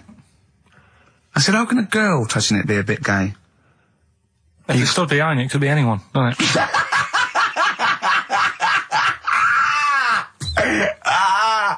Oh, God. And it seemed, I mean, you can imagine the conversations we were having, right? And it's that thing that the waitress heard something every time she came over. She heard the word, like, Yeah. cock or... Jonathan Ross saying I shaved my arse. yeah. And, oh, dear. But it was, it was a good night, wasn't it? So, it's £1,000 now, isn't it? But presumably you give Suzanne half anyway, so everyone will be happy. You've used the arse to best effect. She's got half out of it, so she's made as much out of your arse as you have, in a sense. Me and Jonathan are happy. Yeah, but to be fair, it's his arse on the line. So... I know, but I mean, it's not like she's getting a bum deal. Well, she's no. getting 500, Yeah. quid. No, I can understand that. But, do you reckon? Just thinking of some more. Play a record. Can I just ask, before you play the record, if we were to shave your arse, let's say we did it for charity or something, got sponsorship, how would we do it? Would we use one of those big kind of old-fashioned razors? No, I'd use a Bic Safety. I'd just straight And away. would you use a gel or a foam? No, I first of all, yeah, I think I just, lather it up. Right, So you lather foam. up his arse first? I do the outside bits, just goes straight down, big broad strokes, clean, right? Then I'd have to go in the crevices, and I'd need an assistant. I'd pop it apart, and just very gently go in there. I might even use electronic equipment, just so there was no sort of like nicks. Okay. So, an electric razor? or I might wax the internal middle arse. How did Jonathan do it? Because he did it on his own, didn't he? I just use mirrors. Why don't I'll ask him, we'll call him later. But, I don't know. Well, perhaps you listening have once shaved your arse, maybe during an exam or something. What I think, this is conjecture, but I think he was probably there, he'd had a shower, he'd shaved his face, right, I thought, well, he was naked, looks down and goes, oh, what hairy arse. Well, hold on, I've got the razor in this hand, I've got the mirror there, I'm not on stage for a good 10 minutes. Yeah. There's one thing I don't like going on stage with, is a hairy arse. Bang, swing, wallop, done. On stage, thanks, see you later. See you next week.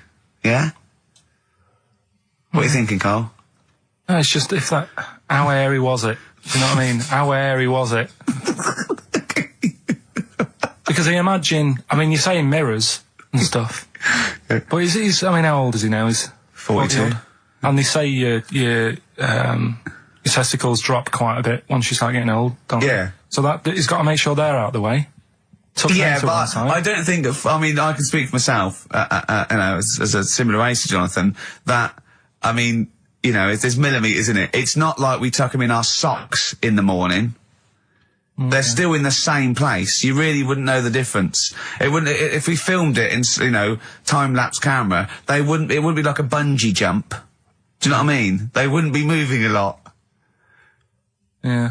All right. Do you think I told him he's a good-looking fella, Steve. Would you agree with that? I told Jonathan that he said that he just went for it as well. Yeah. So you spent a lot of time picturing Jonathan's naked arse. You'd let him give you money for arse touchery.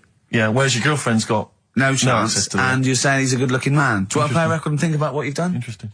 50 Cent, 21 Questions, new single from him. Well, me and Karl got a joint favourite lyric now. I love you like a fat kid loves cake. Yeah. That's great, isn't it? I like it because it's funny and humorous and cheeky. You like it because it's it means something, don't you? It actually, you think that that's the absolute truth. If someone was to say that to you, that would be the most romantic thing they could say, innit? Because it's...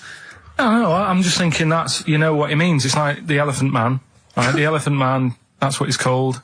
Again, you know what you're going to get. The fat kid loves cake. You've said it all, you don't have to say any more.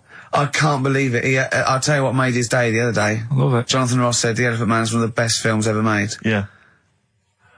Endorsed by a celebrity. I know. Well, by a film buff, really. It is good though, isn't it? It is a very good film, yeah. We have got Cheeky Freak of the Week coming up. Right. There's It's been on a the subject of lot freak. of stuff going on this week. In the freak world. Yeah. Is it really? Yeah, there's loads. I mean, stuff that we can... The one that hasn't made it. God, this is what it hasn't made it, so we'll judge it on that. Go on. There's a woman, right? Do you know how, I mean, in a way I thought Elephant Man, it was a bit tight because, you know, they sort of took him on a freak show, did a bit of a road show with him and stuff. Yeah.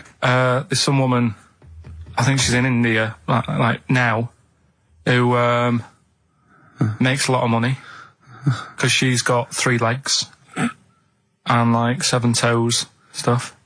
And she was saying, people pay quite a lot of money. Not Squiddy Patel. It's not that much money, like, compared to here, but over there, it's like loads of money. Sure. And all you do is, you go around to her house and you pay this lot of money, and people just go, oh, look at that. Extra leg. Extra leg. Right.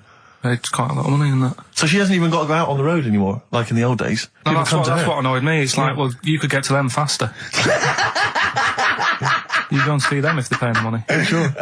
But yeah, there's... What she could do is go in and buy a pair of shoes, right, and then nick one on the way out, because they only put one out, don't they? Good idea. So she could get, you know, 2, 3 for the price of 2. Just offer. one of the many perks of having Just 3 one legs. of those of having 3 legs. The other one is, I mean, keepy uppy. But she'd be good at that. Shouldn't wouldn't do she? that, she just stays at home and puts her feet up. But anyway, that's not even Cheeky Freak of the Week. That's coming up later. Coming up later. Oh, brilliant. Now, Rockbusters, dead in the water, isn't it? We've killed that off, have we officially? We killed off Monkey News and Rockbusters.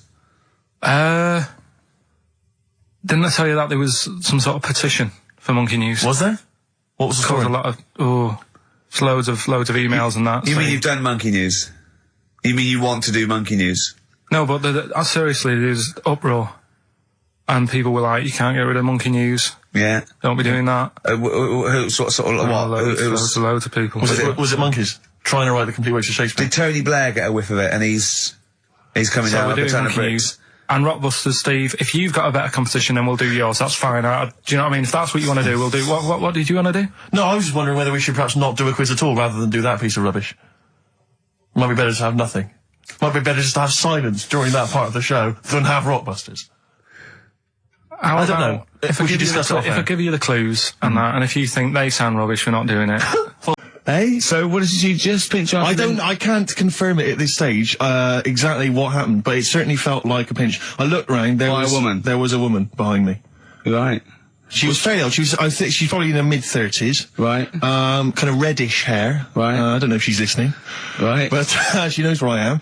And so I don't know how to proceed, really, Rick. I don't know if it's worth putting up some posters around the Green Park area. Well, what you could just do- to try and corroborate Well, it. If you saw a woman pinch the lanky guy's arse, No, please get in you touch. could probably get in contact with British Rail and go back over their CCTV Exactly, thing. CCTV cameras, yeah. And then they could probably zoom in and, you know, so identifying sort of birthmarks, or she might have been holding some. Then I could hire a private eye. Yeah. Again, money well spent. Well, so there you go. You know, I'm just saying. I'm just saying. Maybe maybe things are looking up. Things It's getting are- towards Christmas. The worm has turned. Hey, I mean, you know, it's a little sexy story to get the show going. It is But pretty what do you make sexy. of that then, Carl? What do you 'Cause I know think you're of quite damning. What's your answer? Well, I mean, you're quite a tall fella, Sure. so she must have really wanted to sort of reach up and have a pinch. Do you know what I mean? she was a dwarf? She did it with her teeth. He didn't say she was a dwarf. No, but Steve's taller than, you know, his arse. Yeah, but his arse isn't 6'9", is it? His arse is about 3 foot off the floor. 4 foot? What? 4 foot off the floor? No, I don't think so. About 3. She'd have to be a midget to have to reach up to pinch Steve's arse. He is very tall, but I don't know what your point is there, Carl. You're just trying to, you're just, No, I think no. maybe you're just a little bit jealous. Just a little bit of jealousy. How many cats do you say you've got through? I'd say whilst I was living at home. I mean, it's still on the increase even though I'm not there. So whilst I was there, probably 5. God. Oh. Yeah. And were you upset each time, or you just got used to it? It's one of them things, isn't it? Like I've said before, when you first see something, it's a bit of a shock. Do you know what I mean? It's like the Elephant Man or whatever. Yeah. First time you see him, it's that sort of, oh, look at that. Do you remember the first time you saw Steve? No, I'm not being funny. Do you remember the first? Yeah, but I've said this before. It's always then you get used to how people look, and you don't. No. I'm gonna burst. You have to play a record. No, but because I just see Steve's. No, but I've got used to it. Shut up. Carl, you know our mate Johnny. He's a Doctor Who fan. Yeah. Do you remember? He bought the Doctor Who magazine, and he went to the toilet, and Steve got post-it notes and put geek on every page, and Johnny opened it on the tube, right, and it had geek and everything, and Johnny bought in the new Doctor Who magazine, I think this week's or this month's, right, and they've done the perfect Doctor Who fan, right, what the geek is, right, and it looks exactly like Steve. Alright, don't have a go, Rick. It does, and I'm going to try and put it on the website. It's amazing. It's got your hair, glasses, it stands like you, it's sort of dressed like you, and it's only, and it's hilarious, and he was, I mean, I'm insulting you now, it sounds like an insult, but if you'd see it, you'd laugh. Play a... Well, Rockbusters, right? Yeah. Right, here we go. Just a little bit annoyed. Just 3 clues. We've lost all the energy in this show, haven't we? Well, I can't get over that insult. I'm just a little... No, Three. we did though. It It just just came out, no, I can be honest with you, Things, Rick, it 3 came out left clues. field. I wasn't expecting an insult. No, And, but I think There was a sense of camaraderie on this. No, I'll bring Just it in, email and in you'll see what I mean. ricky.gervais@xfm.co.uk. I'm just annoyed. I can't What are we listen to doing? Rockbusters I'm just reading out the clues. Should we put this? Let's put this one in for the Sony Award. Let's put this show in for the Sony Awards. Play a song, Carl, because I need to discuss things with him. I've talked before about him Edit slagging it me down. off. Get this down to 3 minutes. It'd be a great show. Rockbusters in a minute. XFM. Lonesome Day by Bruce Springsteen from his new album The Rising on XFM 104.9. Ricky Gervais, Steve Merchant, Karl Pilkington. Foreman just phoned in and said to Karl, stick up for yourself. Don't listen to that Merchant. He does my head in. He's so arrogant. I don't think I'm arrogant. I think I'm mean. Yeah. I just think I'm sort of objectionable. I don't think it's arrogance. I think it's No. sort of nastiness. Yeah. I'm just not a very nice person. But believe me, I'm not arrogant. I think I'm pathetic. What were you talking about earlier about glasses as well, and Steve taking his glasses off? What was that? What are you saying that in front of him now for? Was it an insult? It wasn't really an insult. Carl, what were you up to? No, what was it? I genuinely don't remember. I genuinely don't remember. Right, Steve, I'm not having a go. Right? Just saying how people, it's a bit weird that you've got glasses because you've got a good pair of eyes on you. Right? That isn't an insult. What were you talking about though? What was it? Why did It was the fact that people who wear glasses always look a bit weird without them on. It's like, you know, they should wear glasses. Okay. Why did we get round to this? What was we talking about? I don't know. I don't know. I don't know what that was. It sounds like an insult, even it wasn't No, intended as it one. wasn't. It sounds It like an wasn't. insult, Carl. It does, yeah. No, it wasn't. I But should be listen- allowed to punch you every time you insult me now. No, but I'm not I'm having a doing it. go. I'm going to give you a dead arm. Look, Steve, it's you. You always Even if just. it wasn't, you intended it to be one. What you? I used to write when I was at school. Oh, yeah.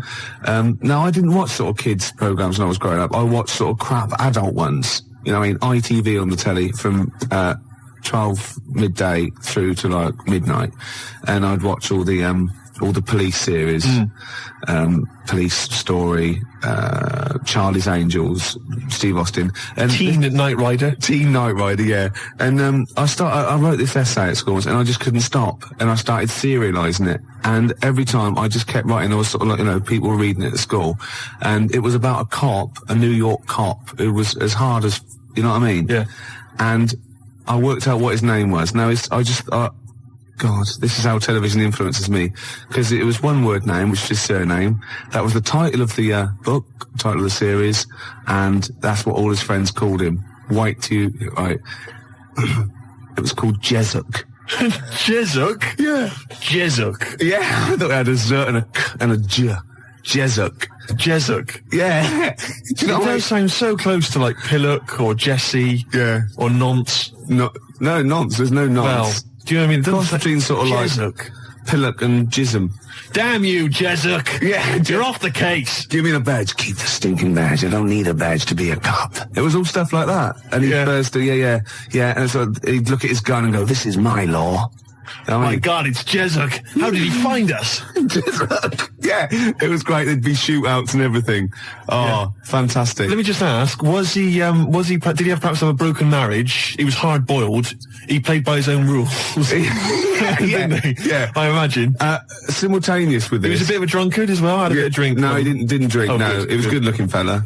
But he was letting himself go. He was a bit hard-bitten. Yeah. And the other thing I was sort of simultaneous, which was more of a novel. I wasn't serious. I was actually writing a novel, and I got like 3 exercise books, right?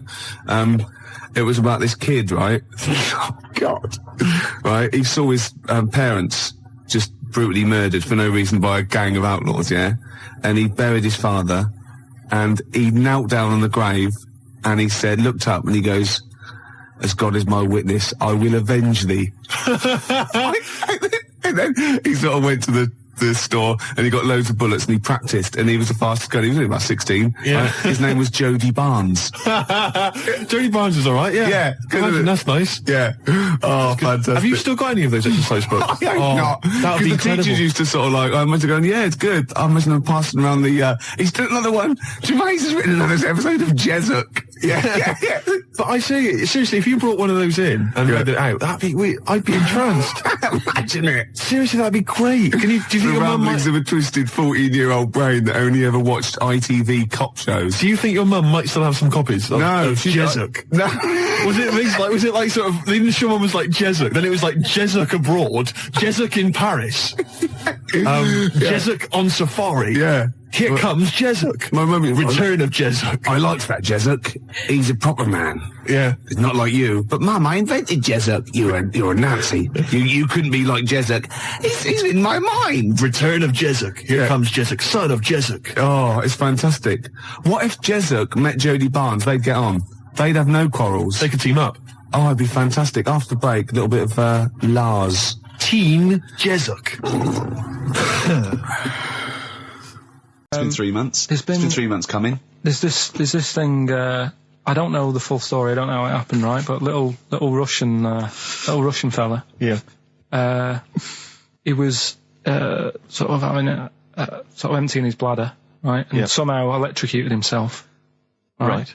And sort of did a bit of damage. How did he smashed I don't onto know. some I don't live know. wires or something? Something like that. So Did anyway, it damage to himself or to an electric fire or something? no, to himself. To himself. Yeah. And so the doctor Didn't slip and curling tongs went up his arse when he was pissed, because that's happened a lot in Yeah, we've all been hospitals. We've all shoved the old curling tongs up the arse when having a piss. right. So I can't even be bothered. No, go on, we're interested. Come on, we're interested. Don't You do that. can't be bothered. You get Mondays off. Do some work. Right. So anyway, so the doctor says, "Oh, it's not looking good. We'll have to take that off." What? I was like, Novectomy? Yeah. Really? But the funny thing is, right? Nothing funny about that. They've done. You're doing me head in. Just tell the story. Just doing me head in. Well, you can chill out on Monday. I've only got 15 minutes, but I'm going to talk to you every Saturday. I'm going to get the money's worth out of this, because you get Mondays off, and I can't bear the fact someone's getting away with something like that, because it's terrible. So you're going to stick this out, or you're going to have to work Mondays. So take it on the chin, right? Okay. Just finish the story. Yes. I command you. Just do it. Anyway, so he said, you know, will you be able to sort me a little knob out? A prosthetic Now, cock, yeah. Yeah. But they put him out for the operation. Yeah. He woke up. Yeah. Right, and he's thinking, oh, thank God that's over and done with. Yeah. They've only grown it on his arm. What are you talking about? You twat. Shut the you're an idiot. What do you mean they've grown it on his arm? Apparently, like, that's the way they do it. Oh, yeah, but to then put it on, that wasn't a mistake. It wasn't doctor going, did it go there? Some bloke I didn't do a degree. Are you a real doctor? Yeah, yeah. No, but why put it there? Because it's got to grow, it's got a graft there, so where they can control it. To skin tissue. But on your arm. Well, But they're On going to your remove back it or- from the arm itself. What do you mean on the back? on your back. Somewhere, well, we can't wear a t-shirt. Yeah, but you could have a ridiculous. quick... He's in hospital. But this way you can still have a little tug, can't he? But they'll leave it there for quite a bit. It's not... Do you know what I mean? It's not going to be like, oh, it's just there for a few days. Yeah. It's there for a bit. That's not good, is it? So he's got a cock on his arm. Yeah, what's up with that? What do you mean, what's up with that? Well, I mean, he could say it's a thumb or something, couldn't he? Yeah. But they remove it. Be good And for attach hitching. it down wouldn't below later. If you had a knob instead of a thumb and you went hitchhiking, just tickle it. And they can see it like a mile down the road, couldn't they? Posting. Yeah. If I'd lost my knob, I'd go, I'm not gonna have all that stuff. Just whack a pair of tits on me. Do you know what I mean? I think, just forget it. But why not just put it where it should be straight away instead of messing about? Where should it be straight away? You know. On the forehead. Listen, are we doing a competition? Let's play a tune. Come on, Karl, you can't be bothered. Right, okay, bit of we're rainbow, gonna bit of scrap rainbow, this yeah? and you're gonna work Mondays again. I used to sell mackerel. Did you? Yeah, I had a pet magpie Did you? called Maggie. Oh, pet Inventive. magpie. You mean you captured it and didn't let it go away? Yeah. Can't have a pet magpie. But then it got really vicious. I mean, Well, it was quite fine. nasty. Let me go. What do you keep it in a rabbit hutch? No, it flew around, but it used to just like come to me all the time. But then it started pecking my head and stuff. That's not a pet magpie. That's a bird in the garden. No, but I could actually, I could hold it and stuff. It wasn't scared of me, and it knew it was me. It used to come down from like the top. It hated you. That's why it wanted to peck you. Is that? And the other thing, I always remember being younger and like walking through the woods to school with my mum, and like, I was chasing a butterfly, and she said, "Oh, don't do that, Karl." And I said, "Why?" She said, "Because they only live a day." I said, "Oh, all right, I'll get a dead one in the morning." That's genius. That's great. That's quick thinking, isn't it? Oh, No, that's sweet. Let's play a song. And like even recently, he thinks it ruins a film. Do you know what I mean? Because there's no need for it to happen, is there? Really? Yes. Why? Sometimes it's warranted. If the film itself is Yeah, no, fundamentally some about- films it isn't though. Some films it of isn't. course, some films it's arbitrary. I think the films that him and his dad watched together on Channel 5. Yeah. Probably not. Is it only on Channel 5 but in your you know- house? But let's put it, if you're watching, I don't know, a late night, Friday night, From you watch it through there. 1983. Yeah, illegal briefs. A beautiful lawyer has to defend a man who may be a killer. She falls in love with him, but does she know the real man? Oh dear. You know what I mean, though. Lest you forget, of course, that I Love Heat. With the bloke that is now in. Go on. of course, that I, according to the Internet Movie Database, I once appeared in one of those films, in the film Killer Image, a Canadian film, I believe, from 1989. According to that computer... It's all wrong, website. isn't it? It's all wrong. It's completely all wrong. Of course it is, yeah. Apparently, I was in that, and I played the role of Kirk. Was it a porn thing? No, I think it's just an erotic thriller Oh, right. that I supposedly... You only was had a in. very small part, though, didn't you? Indeed. Yeah. But no, do you know what I mean? Sometimes you don't need to go that far. Say like in this Jesus program, right? Film. What's it called? The Last Temptation of You Christ. just love talking. You know what? What's his name? Is it Ralph in The Simpsons? Yes. I drawed a kitty cat. It's like talking to that. Yeah. No, but right, this sensation thing, right? Do you know, often we don't get that many complaints on this show. We don't get very many complaints. And I think that's either because there's no listeners, or B, it's because most people agree with Karl, and that I terrifies know. me. Or they let him off because it's like, you can plead insanity, you can go mental and kill a few people. They go, oh, he's a bit backwards. No, but was it because like they're saying that he was having it away, or is it because you saw it? What got the complaints? The complaint was the very suggestion that Christ It was himself would be a having blasphemous thing, not the fact that you saw an actor's knob. So what about if they just cut it down a bit and you like saw the little stable door closing? It wasn't the baby Jesus having sex. It was the grown man. The stable door shutting. No, but do you know It what was they the do? nativity scene. Oh, that is brilliant. That but is. then- The wise men saying, I can't believe we brought myrrh, we should have brought condoms. Yeah. There's 2 for 1 offering, Boots. Yeah, I don't know what we were thinking. With frankincense. It's just that it's always awkward. Should we isn't it? apologise now to the Christian church as well? So So can with the little Chinese fellas, little Welsh fellas, and the little Christian fellas. We haven't said anything wrong. No. It's like, you see, when I was growing up, Stable door. I love the idea that in Karl's world, he was born in a stable, just thought, well, I love this place. Yeah. I'm just going to stay here the rest of my days. This is good here. Oh, brilliant. but when I was watching telly with my mum and dad, I mean, it still happens now, right? My dad will sort of go, oh, ruined, good film ruined, right? Yeah. If some sex scene happens. But why doesn't he But just what are we ignore talking it? about sex scene? Are we talking about a kissing or are we talking about penetration and looking at the camera? Going, just- are you enjoying this, Pilkingtons? What are we talking about? What is sort of extreme levels we talking about? Right, last time I was down there, right? Yeah. What was it? Meet Joe Black. Meet Joe Black. Meet Joe Black is a terrible film. yeah. Yeah. Right? There was good film, and then you know it's going to happen because like the music comes in. Brad Pitt's keeping quiet. A woman's eyeing him up. Sure. So my mum, I love that. my mum's worked it out already, and she's going. Anything on the other side, love? She knows. She knows. It's something's. And so you can be enjoying a film and you can be an hour and 10 in, and then some spidey senses of one of them can go, should we turn it over? And the other one goes, yeah, all right. Are you sure it's not them protecting you from scenes of sex? So that what they're thinking is, what if Karl gets the idea to have sex? Yeah. That could lead to procreation. We don't want any more like him. Yeah. We've got to end the line here. You sure it's not the doctor? Keep calling out going, you are keeping away from exactly. women, aren't you? He must never find out. Are you how sure it's they're not done. embarrassed because they're watching a sex scene with their son? It happens every time, right? There's two things that my mum does, right? It's that if there's sex scene on the telly, she'll go, anything on the other side, love? And the other thing she always says, if ever there's anything on the telly with Elvis in it, Yeah. she goes, oh, I like him, right? And we all know, we sat there, we know what she's going to say next. Yeah. So you don't even bother saying why, right? And she goes, he likes fat, ugly people.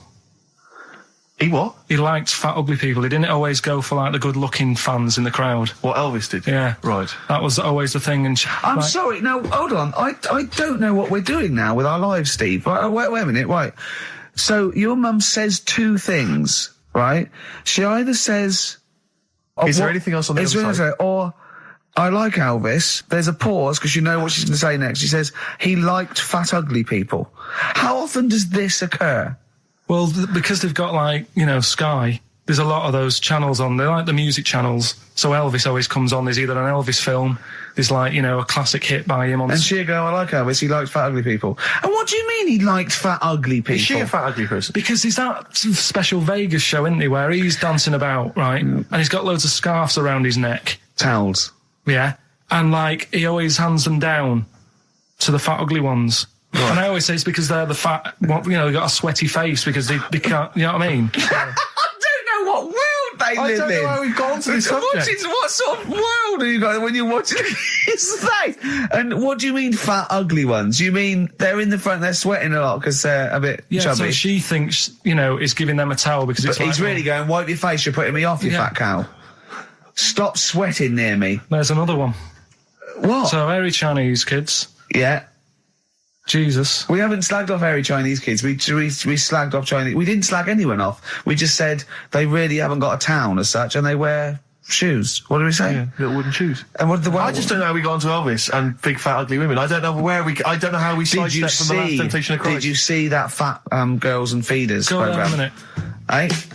What's Tom Petty first? Oh, brilliant! It's a great song. Breakdown. How many Tom other Petty. radio shows have talked about Last Temptation of Christ, Chinatown, fat ugly women? More Yeah. than 60 minutes. Exactly. Incredible. Sony Award winning. I've always wanted a little owl on my desk. I'd be doing work and there'd be a little owl there, and I go, "Can you give me that pencil?" And it just sort of goes over and gets me a pencil, goes, "Cheers," and it just watches me and it thinks I'm brilliant. Do you know what I mean? Not really, no. No? No, I've never had nurse to have any kind of animal sat on my desk. No, Carl? You'd like a little owl, wouldn't you, that helped you? No, I had a little magpie, didn't I? We've talked about that. Oh, he came down and started pecking your grifter, didn't he? Yeah. What was his name? Maggie. Sure. Brilliant. Inspired. And you took it to school and it didn't come back once, did it? Didn't come back. Didn't see it again. Oh, dear. Did it ever peck your head? Because you used to have hair, didn't you? Mm. Yeah. No, it did. It started getting a bit violent. Really? Yeah. But was it becoming sort of age when it's probably sexual frustration sort? Because I think magpies go for shiny objects, don't they? And you were probably sort of probably losing it a little bit then in the front. And so when the sun was out, There's a bit of a sheen on the front. they saw a glare and thought, "I'll have that." Yeah. What is that? That's brilliant. Yeah. Or as it was sort of pecking away, it mistook it for a tree. Yeah, because of the noise. Because of the it made. noise. Yeah, the hollow sound. Go on. Women wearing trousers and that, right? On the estate that I grew up in. Yeah. On, right? There was a woman about 4 houses down. Right? Rough. She's the She one was, or the estate? She was, right? Yeah. She's the one whose kid took a horse into her house. Yes. Right. Now, we won't go over that again. No. If you're a new listener, I think we're covered. I think they get That's the all you idea need to now. know. Right? Yeah. Now, she used to wear leggings. No, they're a bad idea. They are a terrible idea. I agree with you there, Carl. If you're a lady of What the colour? normo Were persuasion... they pink? No, they were sort of black, but with all bits on them. Oh, right.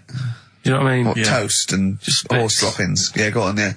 And she used to, she's quite a big woman. Sure. Pauline Quirk, I think Yeah, we described her as. Looked like a light bulb. Which It was is those bending kind of over in women that are leggings. attracted to leggings. Yeah, I know, yeah. They are drawn to them like a moth. Yeah. She used to wear them, and that's what I remember when I read this piece. She used to work on one of those sex line things. Right. She used to do that. But What, was she an engineer? the weird thing with her was, she had big eyelids Right. Go on. that were too big, and this is what I was thinking. What right? do you mean she had big eyelids? How big do eyelids have to be for you to go, they're big eyelids? Or was she shoplifting with them? Would she come out of Dixon's with, like, radio stored in them? What do you mean she had No, big eyelids? It was another one of them popular things around our way. Do you know, like... What do you mean popular things? They didn't people go, have they go, oh, I say, well, they're all the rage. Can I get some big eyelids, please? No. It was just like one of them things that people suffered with. Just big eyelids. They could hardly open their eyes. What do you mean? What do you mean? That's one of them popular things around where I grew up. People had big eyelids. They could hardly open their eyes. What does that mean? What sort of freak town were you born in? You had webbed feet people with big heads. You got women with big eyelids. What does big eyelids mean? Are you confusing her with the horse? Yeah. Did she have hooves? Look, what? Just too much skin. It was like the neck of a chicken. But on the eyes. What's your point? Anyway, so there's this big eyelidded woman with the And leggings. that's what I'm saying to you, though. That's...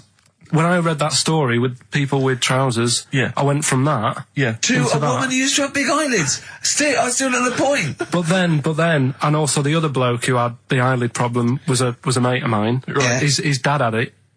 And... Yeah, Amdram societies. We're a step. Because I was in the Pirates of Penzance once in an amateur production. You used to like Whose Lines It Anyway? I did, that was Although the I did infamous watch things. it when it first came on Channel 4 about Yeah. 15, 20 years ago. But we did the Pirates of Penzance when I was in an amateur dramatic society in Bristol, the Bristol Operatic Society, Light Operatic Society. I don't know why I was involved, because I can't sing. My audition, I thought, this is how desperate they were for blokes. I swear to God, right, I can't sing, you know. Well, you. Yeah, all right, calm down. And I went in and they said, so what are you going to sing? I went, well, I want to surprise you. They said, do you want a piano accompaniment? I said, no, I don't think so. I went to the back, I swear to God, I went to the back of the room and I just sang, Thumbelina, Thumbelina, tiny little thing. Thumbelina dance, Thumbelina sing. Thumbelina, what's the difference if you're very small? 'Cause when your heart is full of love, you're 6 feet tall. I just did that. And they just looked at me like I was the weirdest freak they'd ever had. Immediately put me in the chorus, because that was how desperate they were for blokes. We staged it, we rehearsed it. I couldn't remember the lyrics. Thank God you were doing Thumbelina. Yeah. Oh, But dear. I couldn't remember the lyrics. What was it for? Was it Gilbert and Sullivan? It was the Pirates of Penzance. There weren't enough blokes, right? So that we had to double up. So some of the pirates had to double up as the policemen who were chasing the pirates. A little bit problematic in the scene when the policemen and the pirates have a fight. That was a little bit tricky. And the worst things, there's this sequence where, like, the daughters of the Major General all kind of like, oh, beautiful, something like, you know, oh, beautiful little girls are we, la la la la la la la. And the women they must have all been over 40. I mean, real kind of toothless crones creeping around in their 90s. Is it the sort of women that buy one of those sort of porcelain dolls from the TV and go, look, I've had a baby. It's not a real baby. It is a real baby. I'm going to stab you. Yeah. One of those. Exactly. It's the sort of women that you'd see maybe on TV's Bargain Hunt. You know, the kind of contestants you get on there. Those are women who sort of, they're in Amdram and they think they've clung on to their looks, but they've never made it in the guy who was playing there's a guy who's supposed to be an 18-year-old prince, 18-year-old pirate, the Pirate King. He must have been 40 years a day. He also directed the show, though, so he got to prance around in these thigh-high boots. Ludicrous. It was so embarrassing. It was shameful, really. I'd love to go to Amdram. Amdram is a whole other world. It's such an incredible place. Because there's so much backbiting and envy and... Really? Oh, it's incredible. It's worse than the real world of theatre and TV. It's unbelievable. Because the same old people get to do it every year because they can hold a note. Can we go along? You would absolutely adore it, Gervais. It is Just film it, a secret absolutely camera. blinding. I got to Is get it rid of it. true? We're talking about when his dad said that, and then you told me something that I find amazing. Oh, well, the thing is, it's Christmas. Obviously, I've got to go back to Bristol. I love seeing my family. Well, yeah, I do. But it means I'd see my grandparents, who were, brilliant people. I mean, lovely people, but mental. I mean, utterly mental. And they've taken now there must be sort of 80 apiece. And it is quite an old age, but they're fairly good health, relatively speaking. And they just spend their time in bed. I mean, that's all they do, is that's their profession. They've retired to go to bed. And they spend all the time in bed. I tell you what they're like. They're like that old guy. They're like all that old family in Charlie and the Chocolate Factory. Oh, yeah. Remember, none of them had got up for like 25 years. Yeah. And you said that they go to bed and they go to sleep, but then when they wake up, what they do is put an extra pillow so they're slightly more upright, and that's them in the day in bed. That's the daytime thing. But they get up and cook and stuff. What they do is they've got about 6 teeth between them. I mean, my grandmother needs false teeth, but refuses to go and have the old ones extracted and the false teeth fitted. So she's working with about 3 or 4 teeth. Oh. My grandfather had false teeth given to him during the war. Wooden ones? Well, it was plastic teeth on a wooden pallet, right, that sits at the top of the mouth. He's still got the wooden pallet, but most of the teeth have come off. So there's about 4 teeth left, 4 false teeth. He's got a set of false teeth that make him look like he needs false teeth. I mean, that's pretty bizarre. So the problem is that they have to get up. They get up about 7 in the morning to put on, say, some beef or lamb, whichever they're going to cook. They put it on at 6 in the morning, 7 in the morning, so that by the time they eat it at 6 at night, they can use the phrase, this is what a good meal is for my grandparents, if they can use the phrase, oh, that's lovely, you could suck it away. You could suck it away. Who wants that from a roast dinner? You may as well blend it up and serve it as a broth. I don't want that phrase coming from old people without teeth. No, indeed. Because it must remind you of your rent boy days. Exactly. It brings it all flooding back. Oh, God. Flooding's the word. Exactly. Should we play a record before we get really disgusting about your grandparents and blowjobs? That is the worst thing we've said the word blowjob far too many times today. And in the same sentence as I can't believe. Anyway. And it's Christmas. Yeah. Oh. Did I ever tell you about the time that my father, when I was younger, we went on holiday, my dad he bought a little boat, little sort of wooden boat, make a 3-seater, and he and a friend of his went out with me in the boat. I was maybe 12 or 13. Went out and we sort of So I think we had the little motor, outboard motor, chugging out. We just thought we thought this was real seafaring stuff. Brilliant. We'd lost sight of the beach because we'd gone round a corner of like a mountain, or like a cliff. And so we were just round the corner, and there was this boy, just floating in the water. Not a boy, but like a boy. And very tricky to explain that on the radio. It's the same word, isn't it? Boy, a boy, and a boy. Yeah. And so we float past that and we're just chugging along. The motor conks out. Oh, I can't believe it. We have to row back in. So they're rowing away. I'm just sat there. And we noticed that every time we sort of think we've got past this buoy, it just seems to be back where it started again. And we realised that the tide is taking us but not taking us out, taking us towards these rocks. And we've got ravaged rocks. And we were a bit pretty scared because I can't swim very well, or I couldn't at the time. I think when my dad had maybe bought, he didn't, I'll be honest with you, I inherited a lot of things from him, one of which was his carefulness with money. just the one life jacket. How deep was the water? Which I seem to remember he tore off my back and put on himself. So the water's pretty down. I'm not saying we would have necessarily died, but it was pretty scary because the boat, we were going to crash into these rocks and stuff. It was getting pretty unnerving. And so they're sort of rowing like mad, we're just not making any progress. And we're beginning to think that this might be the end. And this boat, this kind of ferry boat, comes chugging by doing tours. Ching, ching, ching, ching, ching. And it comes by, and my dad goes, oh, wow.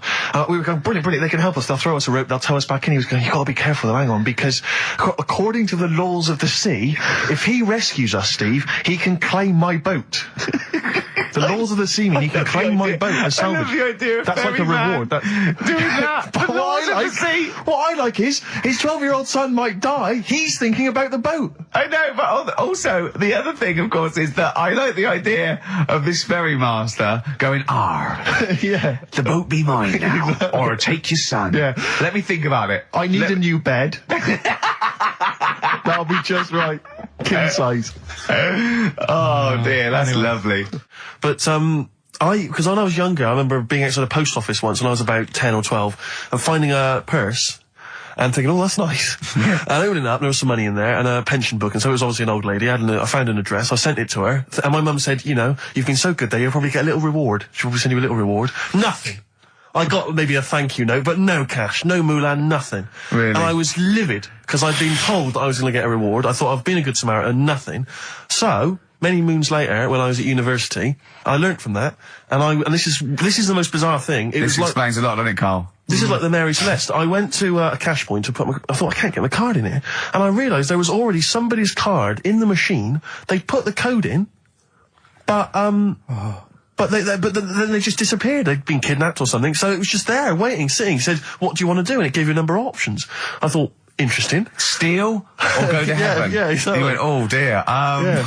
Well, I pressed balance, just to check what their bank balance was. Unbelievable. It was a considerable sum of money. I'm not going to lie to you. It was not typical student debt. It was like, I think they were a foreign student. There was a lot of cash in there, a lot of money. Did you feel a slight bulge in your trousers when you saw the amount of money? I couldn't believe my luck. I thought to myself, now then, I could just take that card out and hand it in, or I could teach them a small lesson. Right. And maybe give myself a reward, because last time I did that, I didn't get a reward. So if I give myself £30, then I'll take the card out. 30? Give myself 30 You didn't really? Well, I thought that's a good reward. And I went in, I handed the card in, I took that. Steve, and that's a little reward for me. And I'll tell you this, don't think it's evil, because I went in and I bought everyone a drink. Well, brilliant. Yeah, I didn't tell them I got the money free. Well done. Excellent. So probably gangsters are quite generous with the money they've stolen from other people. Yes, but someone's negligence, Rick, has lent... the thing is this, Steve, right? I believe it, except that buying people a drink, Karl. What do you think? Well, I kind of thought that when he said it, but then I thought, but they'll be buying him back. So he's still So in a way, he's still a winner. Yeah. Everyone's a winner in that situation, including the student, because frankly, if there had been a less scrupulous person who found it, they'd have probably helped themselves to a considerable sum. I cannot believe he did that. There was thousands and thousands of pounds in there. What if Beadle had jumped out and slapped you with his little claw and said, we've been filming this merchant? Well, so what? How old were you then? I don't know, 19, 20? Would you do it again, or was it just to get the world back for the old lady's purse? Possibly do it again, yeah. You're joking! Well, you've got to think of it this way. You've got to think of it as there was a lot of money in there, and someone less scrupulous than me would have taken a fortune. They'd have cleaned them out. Whereas I just took a small reward, which I thought was more than enough for someone's negligence. And I've returned the card. They've got the card back. Everything's fine. Think of someone else. I could have gone on a spending spree. I could have been buying stuff, all sorts. Yeah, but it wasn't yours at all. Yes, but they probably would have given me a reward. And because, you know, sometimes people forget, or, you know, they don't give you a reward, I thought I should You had to go at your dad for nicking a loaf of bread out of a phone box. Yeah, but that's because it's for old people, geriatrics and stuff. How do you know how old was your people who you were robbing from? It was on a student campus. Well. Wow. I think it was more... I thought it was excellent behaviour. I thought it was that's good, honourable incredible. behaviour. That's showing another side to him, isn't it? What would you have done, Karl, in that situation? And tell the truth. I might have helped myself a little bit. There you are. I don't know what this is helping No, yourself but- a bit. Like you say, just sort of, you know, send them back and sort of say, you know... If you find a £1 coin in the street and you can be bothered to bend over for it, then have it. But someone's cash point card or personal belongings... I'd let them know, though. Did you send it to them and say, I've service charge included? I've took that out already. No, I handed it in to the... You let them know? What do you mean you'd let them know? I'd say, you know, you're lucky here. Right, I just took, I'd probably said 20, actually. Okay. Because that's just like one note. Sorry, right, okay. You are winding me up. No, I'm not. I mean, not for once. I mean, I know what Steve's like. He is tight, right? He is. And you know that, don't you, Steve? Financially, you mean? Well, no, I mean, just the way you are. You're very sort of, you know, you're not wasteful with your money. I'm careful. No, I'm not wasteful. Absolutely right. No, but to the extreme. Not towards the extreme. Not towards the extreme. No. Look out for the pennies. The pounds will take care of themselves. All right? Simple to remember. Good advice. Yeah, all right? But the thing is, right, I know that I take the mickey out of you for, like, you know, the way you look and stuff. Sure. Right? Well, I'm right back at you. But the thing is, you can't help that. Absolutely. But I'll tell you something that women don't like, Sure. and it's fellas who are tight with the money. Sure. I'm not frugal with money with ladies. I'm frugal with money with you. Well, I've got no reason to splash money out on you. I've never seen you splash money out. Well, you've never been out with me. Steve, have you ever splashed out on a lady? No, but I hope to one day. The right lady. Play a record. Sorry, just suddenly struck me something. I don't know if I mentioned it before. You mentioned that you tried to catch your guy out when you came back once. You opened the door really quickly to see what he was up to. Did I ever tell you when I was at university? Now I'm very tall and I've got enormous feet. Size 14. Size 14 shoes. And when I was at university, everyone, it seemed to me, was wearing Dr. Martens. It was like you had to wear a pair of Dr. Martens. It was kind of the rule. Dr. Martens is too big for you. Yeah, so that's a big pair of Dr. Martens. That's where the myth of the old woman who lived in a shoe, I think, I came know. from, people with my size shoes. Anyway, I just literally kind of moved to university. I'd been there for like literally a couple of months. And obviously in that first period, you're quite keen to kind of, reinvent yourself, strike yourself, try and give an impression of perhaps being quite sophisticated, worldly, cool, all those things that, you've left behind all your childhood friends, so you're trying to, develop something. But you didn't new bother? persona. You didn't? What, sorry? You didn't bother? No, I was working hard on it, and I was kind of, I was doing alright, and I had a tie-dye shirt, I was looking good. And, so I was trying, working hard to try and seem kind of cool and, not freakish. And, I came back from studies once, and I came in, and there was a little old cleaning lady that kind of would always come in every day and clean up our halls of residence. And I came back, and my door of my room was open, and there was like a little huddle of people just peering in, right? And I thought, this is odd, that my door's open and I'm not in there, and there's people staring in the door. And I looked in, and the little cleaning lady had my Dr. Martens on and was clumping around, Making them all laugh. making them all laugh, doing an impression of me. That's amazing. Imagine that. Imagine the psychological scars that has. I know that she's more popular than you. Yeah, exactly. And they go, come on, Maud, let's go to the JCR. Exactly. And they carry her down. They go, drink. And she goes to, Steve, you better have that spotless by the time I come back. You go, all right, I will. All right. But what I like is the fact that I'm sure that's not part of the cleaner's code. The cleaner's code is you don't have the keys to everyone's room so you can go through their belongings and play practical jokes. So surely it's a kind of, there's a trust. She must have looked like a wall bracket with I think that my new TV is too big, Rick. I said that I know, when he I don't know bought what it. I was thinking. But I can't believe it. He talked about this buying it. He's got a bit of cash now, of course. And what is it? 42 inches? 42-inch plasma screen. What did it cost you? $3 grand or something? Don't tell me. That's Wow, huge. it's $3.5 ridiculous. grand. $3.5 grand, big spender.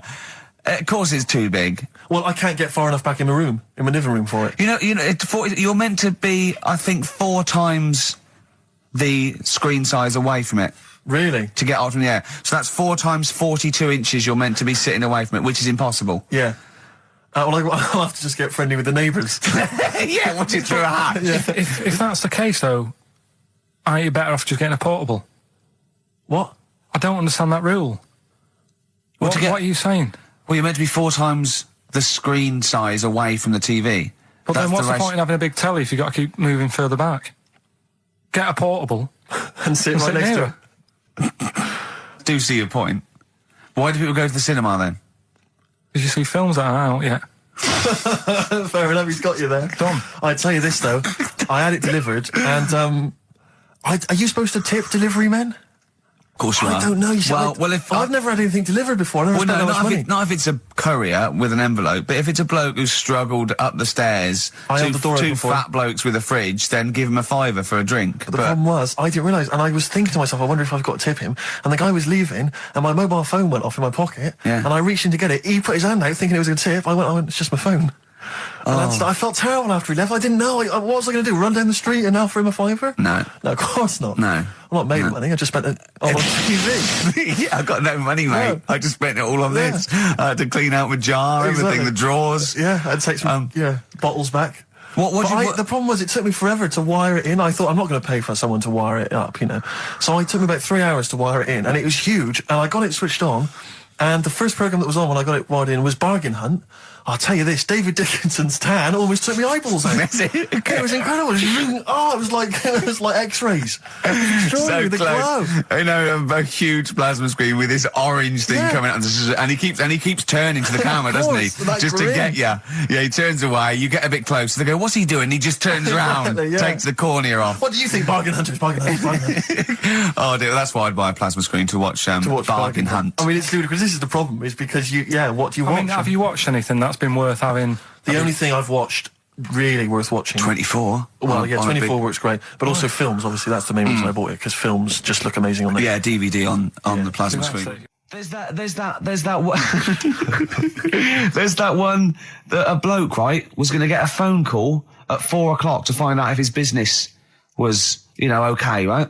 And if he didn't get the phone call, he knew he was broke, destitute. So dead on 4 o'clock, the phone didn't ring, so he went up to the roof, his office, and he jumped off to commit suicide. And as he was passing his window, the phone was ringing. Oh no. Karl, it didn't happen. Didn't happen. Think it through. Think it through. Who told that story? Who told that story? As he hit the pavement at 120 miles an hour. He's the only person who could have known that series of incidents. Also, why didn't And he he's dead. as his life's at stake, why didn't he wait till 5 past? I'm going to give it 5 minutes just in case. In case the lines are busy. Yeah. And what sort of bloke goes, I'll call you at 4, okay, if your business, well, call me anyway. No. If I don't call exactly 4, then, you commit suicide. Commit suicide. I would, because if I don't call at 4, that's the end of it. Well, call me anyway. No, that's not the way I work. Why can't you just call me and tell me the other way? Well, I'm telling you how I do it.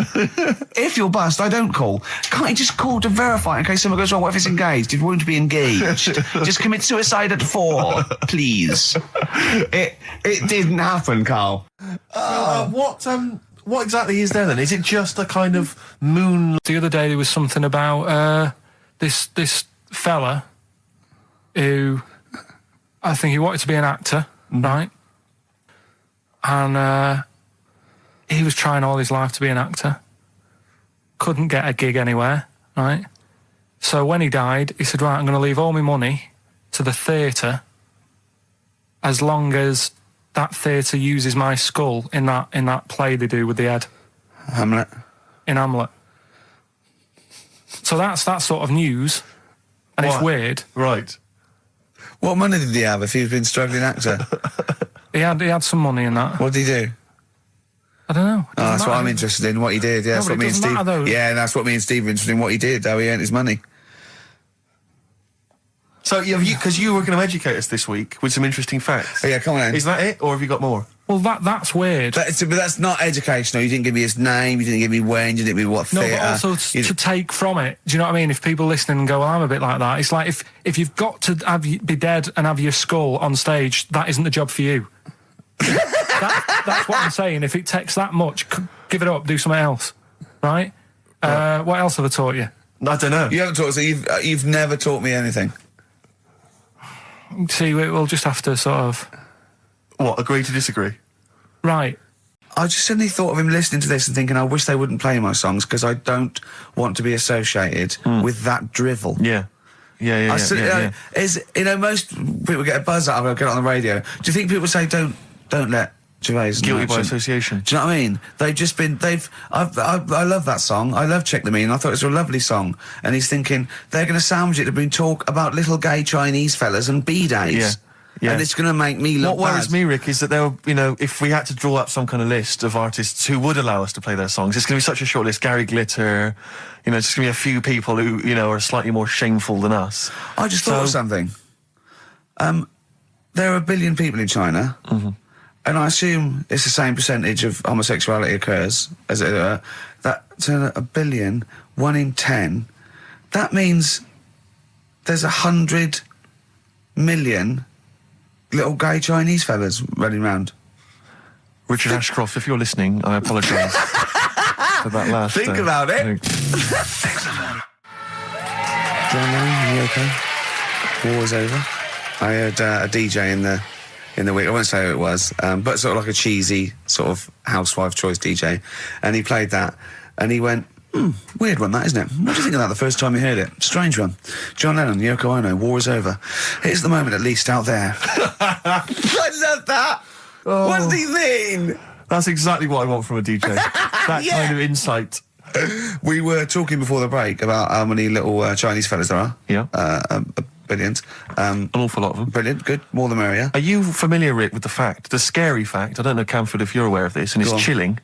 I don't know where I've heard this from, but apparently, and this is kind of legend, I didn't just make this up, this is well known, that if all the Chinese people in China, right, no, come on, if they all jumped up and down at the same time, apparently, this is what they say, apparently it would cause a tidal wave that would wipe out America. That would destroy America. I love the idea of coordinating that. Brilliant. Well, I like the idea, firstly, they don't need weapons of mass destruction, they don't need nuclear weapons, because they got that threat They can't constantly. have on that, you can't count a tidal wave as a weapon of mass destruction. Or jumping. Tony Blair could send in sort of people, you know, UN people going, look out for anyone jumping. Exactly. Because all they need is an immense sort of skipping rope. Oh yeah, once a little fella in Japan holding one end, little fella in Russia holding the other. Exactly, yeah. And they go, on your marks, you'd have a lot of coordination over that one little... Maybe like someone like Mr. Motivator, kind of coordinating it all from the top of the wall, sort of looking down. The Chinese equivalent. Yeah. That's right, yeah. That would be... Because I think that's why they built the wall. I think that's why they built the To Great jump Wall. off the wall. Exactly, they just climb on that wall. That's the way it's there, that's the threat. And that's why America started the space race, because you can see it from space. Exactly. So they go... They're up there monitoring constantly. This is Eagle to Houston. There's lots of little Chinese fellas about to jump. Yeah. This is Houston. Are they wearing them lampshade We just need to hats? confirm they're Chinese. Are they wearing those... are they wearing those comical hats that look a bit like a lampshade? They Yes, are. They are. To confirm they're Chinese. Because I was in the Pirates of Penzance once in an amateur production. You used to like Whose Line Is It Anyway? I did, that was Although I did from a watch sins. it when it first came on Channel 4 about 15, 20 years ago. But we did the Pirates of Penzance when I was in an amateur dramatic society in Bristol, the Bristol Operatic Society, Light Operatic Society. I don't know why I was involved, because I can't sing. My audition, I thought, this is how desperate they were for blokes. I swear to God, right, I can't sing, you know. Well, you? Yeah, all right, calm down. And I went in and they said, so what are you going to sing? I went, well, I want to surprise you. They said, do you want a piano accompaniment? I said, no, I don't think so. I went to the back, I swear to God, I went to the back of the room and I just sang, Thumbelina, Thumbelina, tiny little thing. Thumbelina dance, Thumbelina sing. Thumbelina, what's the difference if you're very small? 'Cause when your heart is full of love, you're 6 feet tall. I just did that. And they just looked at me like I was the weirdest freak they'd ever had. Immediately put me in the chorus, because that was how desperate they were for blokes. We staged it, we rehearsed it. I couldn't remember the lyrics. Thank God you were doing Thumbelina. Yeah. Oh, but dear. I couldn't remember the lyrics. What was it for? Was it Gilbert and Sullivan? It was the Pirates of Penzance. There weren't enough blokes, right? So that we had to double up. So some of the pirates had to double up as the policemen who were chasing the pirates. A little bit problematic in the scene when the policemen and the pirates have a fight. That was a little bit tricky. And the worst things, there's this sequence where like the sort of the daughters of the Major General all kind of like, oh beautiful, something like, you know, oh beautiful little girls are we, la la la la la la la. And the women they must have all been over 40. I mean, real kind of toothless crones creeping around in their 90s. Is it the sort of women that buy one of those sort of porcelain dolls from the TV and go, look, I've had a baby. It's not a real baby. It is a real baby. I'm going to stab you. Yeah. One of those. Exactly. It's the sort of women that you'd see maybe on TV's Bargain Hunt. You know, the kind of contestants you get on there. Those are women who sort of, they're in Amdram and they think they've clung on to their looks, but they've never made it in the guy who was playing there's a guy who's supposed to be an 18-year-old prince, an 18-year-old pirate, the Pirate King. He must have been 40 years a day. He also directed the show, though, so he got to prance around in these thigh-high boots. Ludicrous. It was so embarrassing. It was shameful, really. I'd love to go to Amdram. Amdram is a whole other world. It's such an incredible place. Because there's so much backbiting and envy and... Really? Oh, it's incredible. I mean, it's worse than the real world of theatre and TV. It's unbelievable. Because the same old people get to do it every year because they can hold a note. Can we go along? You would absolutely adore it, Gervais. It is film it, a secret camera. blinding. Well, it's time for White Van Man, which is where we ask Karl the questions that the Sun asks someone else. Exactly. It's an article in there where they ask them, you know, typical man on the street, the big questions of the day, gives them their platform to the nation, and we think this is just too good to let out because we only care about one person's opinion in the country now. That's true enough. He's the king man, and there he is. There he is. Right. What do you make of New York's ex-police chief saying we need more bobbies on the beat? He's come over here. He's the guy that sorted out crime in New York City. He's come over. He said, "You're going all over the place here. You need more bobbies on the beat, more policemen, a visible police presence." There was something last week about some copper in London who was sat on a bench, and he was asleep or something. Oh, yeah. And people were like outraged because like he should be looking after England's people, not nodding off on a park bench.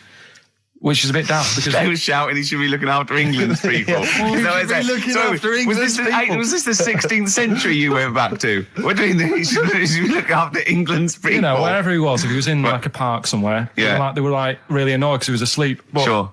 He was probably undercover. No, but the thing is, if there would have been any trouble, I'm sure he would have woke up. Yeah. If there was any if someone needed help and they screamed, he would have woke up. So I don't know why they were having a go at him. Yeah. And he might not have been there at all. So, it was, he probably have his radio turned on, didn't he? Yeah. Listening to Heart. So you're not concerned then that there's not the crime's going up? I think there's enough. I see quite a lot of them whizzing around. Okay. You're happy then? Yeah. As long as you're happy, Karl. So you don't think it's too much crime? No. Just the right amount of crime? Yeah. What about the fact that new gambling laws give Blackpool the green light to become a British Las Vegas? What do you make of that? Are you a gambler? Little bit when I go on holiday, like going in the arcade and having a little flutter. Sure. What's your favourite? I have a go on the fruit machines. Yeah. There's a good one called The Simpsons. Right. Is that your favourite? Yeah, it's quite good. Is that a tie-in with the TV show The Simpsons? Yeah. Okay. Will they make Blackpool the next Vegas? I don't think so. No, nor Can't do see I. it happening. No. You been to Blackpool? Yeah. What was it? Was anything? It's a bit rank. Is it? It is a bit rough. Okay. Needs a lot of work doing on it. Yeah. No, that won't happen. Okay. And you're not worried about this encouraging gambling, generally? Gambling's not a vice you're concerned about? If you're a gambler, you're a gambler. Do you know what I mean? If Blackpool isn't done up, they'll go somewhere else to have a flutter. Sure. So it's not going to make any difference. Okay. No. Well, it's time. Whoa. Go on. That time, isn't it? Yeah. Play the jingle. Yeah. White Van Man, Karl. Brilliant. Recorded at great expense, that jingle. Yeah. This is where we just hijack an idea from The Sun, which is White Van Man, where The Sun asks, in this instance, a cabbie by the look of it. Oh no, a fruit and veg shop owner. Ours is slightly different because the Sun sort of like pick on a perfectly normal member of the public. Exactly. So that's where we've got the upper twist. hand. Yeah. And they ask him about the hot potatoes. This week, Karl, my first question to you, your thoughts, please, on the criticism of the BBC over their coverage of the Queen Mum's death. What do you make of this? You're aware of all the criticism that Peter Sissons asked some probing questions? No, I thought it wore was a burgundy tie. I thought that's it. Yeah, he just it didn't show respect. He just had a burgundy tie on. See that's not really not showing respect, is it? No, it's not. You show your respect by sort of doing the news on it, giving her a bit of coverage, and showing what publicity. What a good woman she was or whatever. Yeah. And then you move on to sport news or whatever. Do you know what I mean? Yeah. I totally agree. I don't like the way everything's morbid. I was thinking about it. It's like, the way in birthday cards and that, people always put funny things in them. I think you should save things like that for funerals, for like funeral cards and that, and try and cheer people up at times when they're low. Do you know what I mean? Because on your birthday, you're quite happy anyway, so you don't need someone putting a funny comment in a card. I think, when you send a card... What would you suggest? Well, whoopee cushion, but on the vicar's chair. How would you liven up the funeral? Just little things in the card. I mean, you're just writing stuff like, well, at least you're still alive or whatever. So as you're giving the eulogy... that'd be good. So supposing someone's husband's killed in a car crash, you go around with some flowers and a little card, and it says, at least you're still alive. Well, maybe something funnier than that. Well, maybe like if you got up to give the eulogy during a funeral, just wear a pair of comedy tits. Yeah, or those glasses that are eyes on sort of springs. But why has everyone got to be so sad about someone dying? No, what annoys me is that when you see the people on television, they sort of members of the public, and they're crying about the Queen Mother, who was sad when anyone dies, sad when anyone nan dies. She was 102, and it's sort of like I think they should cry. Well, there's a picture in the paper today. I understand it. There's a picture in the paper today of various people who were lining the funeral. Kind of route yesterday, and there's a picture of a very young child, maybe sort of 5 or 6, on the arms of her dad, and her head bowed, and it says a young girl there weeps for the Queen Mother. And I was looking at it, and you can tell she's just tired. Well, she's just tired and why bored. would It's she so cry? transparent that it's not crying. It's Most just, people why are don't we cry doing when their it? nan dies. Exactly. You know, it's sort of like... Who's a 5-year-old girl going to be? Why is she going to be crying? The Queen Mum said, "Oh, I can't believe it." Yeah. Teletubbies? No. The Queen Mum. Oh, not the tweenies. No, it's all in a minute. Yeah. It's just like, Oh, dear. I mean, I know. I'm sure, I don't know much about her. I don't know if she was a great woman. And obviously, it's always sad when someone dies. But it's like, it's interesting that there was a lot of tourists in that long line of people that are now queuing from hours upon hours to see her dying in state. Because it's clearly just people who want to be a part of Must history. be gutting if you're over from Sweden and you find out that, the Queen Mum's died. Oh, you must be devastated. You probably don't want to carry on with your visit. Exactly. Really. Okay, listen, Karl. I think we've covered that. What do you make of the? What do you make of the first genetically modified baby? Oh. Are you worried about this? Do you know what did they do? What? Let me see what it says here. It Well, says, isn't it just choosing the, eye colour? Well, this is the concern, isn't it? That in the future you'll be able to decide whether it's a boy or a girl, how intelligent it is, what it looks like, is it handsome, is it ugly? Obviously, no one will choose an ugly baby, and so on and so on and so on. And so it means that where will it lead? Where will it end, Karl? Are you concerned? I've thought about this a lot. What will us three look like in the future if they're being, genetically modified, beautiful people? What will we be like? How will we be considered in society? Right, yeah. But we've talked about this before, haven't we? About the cloning thing. Yeah, that's a bit weird. Yeah. But I don't think it matters because at the end of the day, right, you might look like some other kid, but it's the way you're brought up that will change your features and the way you are, your personality. If you lie, you get a long nose, don't you? Well, no, but listen, right, because I remember when we, I was growing up on this estate. This is going to be good. Go on. No, it's not. It's just an example of how this doesn't work. Go on. So we don't need to worry, sort of thing. Sure. Right? Okay. So I'm growing up on this estate, and there was this woman about 4 houses down, right, who's a bit rough. All right. Didn't fancy her. Oh God, no. Right, but she had a Why? baby. Well, tell me about her first. I'm interested in this woman. Why was she? It was a Was very. it like being a man in a dress? I mean, I didn't grow up in a posh house or anything. I'm not saying that if you live in a bit of a rough house, you're a bad person. What does she look like? But anyone can Tattoos? clean up. Look like Tony Green with a fag on. They didn't clean up much, right? Oh. Which, even if you've not got a lot of money, you can still try and make get the some place look jiff. nice. Yeah. Right? But she didn't. And a kid used to take a horse into the house. Sorry. Whoa, Neddy. What do you mean a kid used to take a horse into the house? Where did they get a horse? Must have nicked it from somewhere. Must have done. You've seen a horse in it? No. What, is that from outside the saloon round the corner? Yeah, was it just tied up with a bit of leather? Right? And, Oh, that's great. Did Big Jake come looking for it? I'd been out. Oh. Nicked Sorry, away. let me get this. This was before the lynching stopped or after. Where did he get a horse from? What do you mean he must have nicked it? His mum said, where'd you get that from? I bought it. All right then, but keep it out the kitchen. I don't want you going Catlin rustling. Where did he get a horse from, Karl? And how long did he have it for? Was he leading it or riding it? Mum, open the door, I can't I stop. can't stop it. Open the patio door as well. Looks like we got us a runaway. What do you mean? I don't know, but the thing is, they couldn't afford to buy one because they're not cheap. So I'm just guessing. Maybe that's wrong of me. But I think... He had a horse? Yeah, right. So That's why the family didn't have any money. They'd spend it on the horse. No, I don't think, that's what I'm saying. I don't think they would have bought it. So anyway... Yeah, it's wise to whisper, Karl, in case they're listening. Yeah. And They could be in the room next door. It's not buying it, it's keeping it as well. Oh, so I was like in the car with my dad coming into the avenue, and you used to have to drive down it to turn round and, and sort of go back to our house. You had the traditional method of transport. Yeah. And the horse was in the lounge. Reading a paper. Just like walking around. Oh, God! What? And when I was doing, I tried to earn myself some money once by flogging little flowers in plastic cups. What? This is And I went- genius. It just keeps coming. What do you mean you're trying to flog little flowers? What do you mean? Wait. Let's play a record. Let's play a record and come back to this. Wait a Because minute, it's always wait a going to minute. just unravel and unravel. It's going to go on for hours. Let's It play a gets track, deeper Karl. and deeper. It's like come an on, Karl. onion, isn't it? We've created a whole world here where there's a man living with a horse. Just walking around the lounge. I come from the West Country. I've never heard anything like that. I just think of a big sort of like orange carpet and it's got a rediffusion telly and this horse going, I'm fed up in here. Exactly. This is really... I am not taking the rubbish out again. Yeah. Right, play a record. Let's have Velvet Underground. We got that lined up. Oh, the God. classic from the first album. I'm waiting for the man. Let's come back to the horse in a second. Little flowers in pots. What do you mean?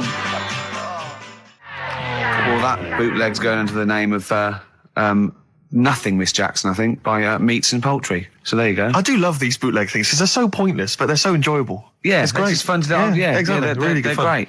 But not as much fun as White Van Karl. White Van Karl, absolutely. Do you want to explain the premise? Well, we take the Sun asks someone else and asks Karl. It's simple as that. The Sun have just taken a normal person. We flipped it. We're going to ask Karl the same questions about the week's news. Yeah, just basically your opinions, Karl, as ever. What do you make of, well, obviously the big news, David Beckham's broken foot? Is this a big concern for you? No, I mean, he's sad, you know. He's sadder for him more than anyone because, you know, to like be in the World Cup is like the main thing for him, isn't it? Yeah. But he's still a young lad, and I don't think he'll give up. I reckon he'll still turn up. He'll be all right, and yeah, good luck to the lad. You know, I like David. I'm not going to slag him off. Wise words. He says that like he knows him, like he's popping round for drinks later. Yeah, like we tried to stitch you up. Go on. But obviously yesterday, was it yesterday? I think maybe Thursday. The Sun printed a big picture of David's foot and encouraged everyone to touch it at midday, because hoping that this would somehow, if we all thought and prayed together, somehow that would help his foot heal. Do you believe in that? No. Any belief in that? No, you're going down the old like Uragella route, aren't you? Sure. I know it's stupid. Yeah. I'm sure. I mean, it's nice effort and everything. It sort of cheers everyone up. Right, if this isn't any way apocryphal, stupid, illogical, impossible, right, you are never, ever speaking again on radio. So make sure this is at least possible. I'll tell you what, I'll even give you improbable, but possible. So if anything that breaks the laws of the universe or logic, okay, that's all you have to avoid. On you go. Right, so this fella, right, he goes to the doctors because he's got earache. Right. Okay, if a chimp's living in his brain... that he go on. So he's got earache, he's sat in the waiting room and his ear's all bunged up and it's hurting a lot and what have you. So the doctor comes out and he goes, right? And because his ear's all bunged up, he doesn't hear it that well, right? So he thinks it must have been me, right? So he wanders in. Keep going. Anyway, I'm going to hate this. I can just feel it in my bones. Steve, I'm going to let you take over. Okay, Let's hear it. Come so on. the doctor says, sit yourself down there, right? So he sits himself down. He goes, right, take your pants off, right? So he's thinking that's a bit odd. Anyway, he heard that though. He apparently he took his tackle off. The doctor did some operation. What, there in the waiting room? No, in his office. In his office, yeah. What? Wait. So he removed what? His genitals. Yeah. In his office. Why, Karl? Why, Karl? Because he hadn't called him in. Oh, he'd called in the bloke who wanted his testicles taken off, and he didn't do it. What? So the doctor went out and said, Mr. Jones, who's here to whip off your cock and balls just here and now, right? Bloke comes in, didn't it? It must have been me. So the bloke who wanted his balls taken off didn't say, oh, I think he said me. So he didn't interrupt then. So the bloke goes in, he starts taking his testicles off, and he doesn't say, I'm here for me ears. What are you doing with that? That's your favourite song, isn't it? Oh. That's weird, isn't it? Strange, isn't it? That's weird. I'd like to hear Rod Stewart singing about a lovely lady, please, Karl. As would I. You can picture whatever you want. Bit of Rod. Maggie May on XFM 104.9. On Ricky Gervais would be Steve Merchant and Karl Pilkington. Steve. Well, I've only just read about this, and I don't know anything about it. This naked rambler, Steve Goff.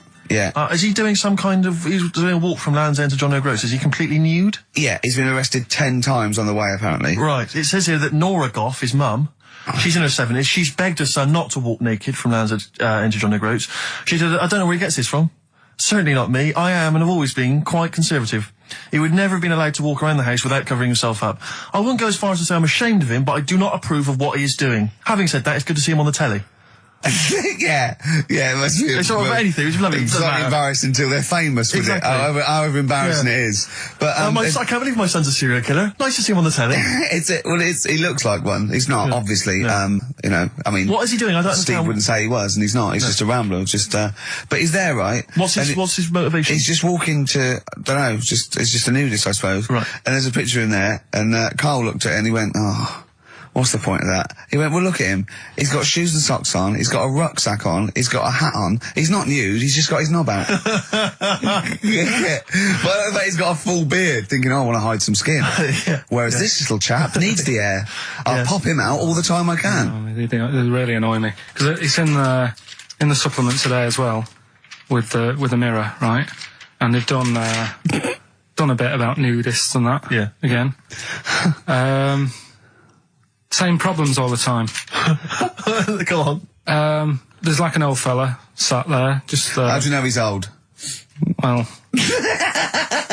Why are you looking, Karl? Yeah. Looking at his face, aren't you, presumably? Yeah, I'm just saying he's old and he's sat there smoking a pipe. Sure. With his sandals on. They're quite normal, just with his knob out.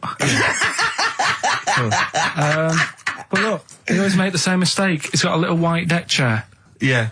If you're nudist, don't go for white. Why? Sitting on that, getting a bit clammy and stuff. White, don't go for white. Go for darker colours. I don't know what he's talking about. So do I, but I love it. I love the fact that he's just got loads of pictures of naked men. Yeah. Walking around with loads of pictures I'm of just saying, a dirty arse on that. I think we've discussed the news before. I don't understand the impulse at all. I do find it bizarre. I mean, there's a picture there of 3 men nude in a pub. Yeah. Just having a chat. Yeah. Just on the chat. Oh, look at Karl carrying But around what's those pictures. I mean, okay, fair enough, walking around outside, but indoors? In a pub? Nude? Well, it must be a nudist Hop on a pair pub. of shorts. That must be a nudist holiday, I assume. As opposed to, like, the local. There is, though, isn't there? There was a thing in Bazaar magazine the other week where there was a picture of some people. They've got an airline of their own now. What, nudists? Nudes. Nude airline? So you can get on there. And your holiday starts as soon as you get on. Sure. And, but what's the point? Well, I'd be worried just about banging against things. You know. So to speak. Yeah, my shoes and things. Or spilling when the waitress comes along.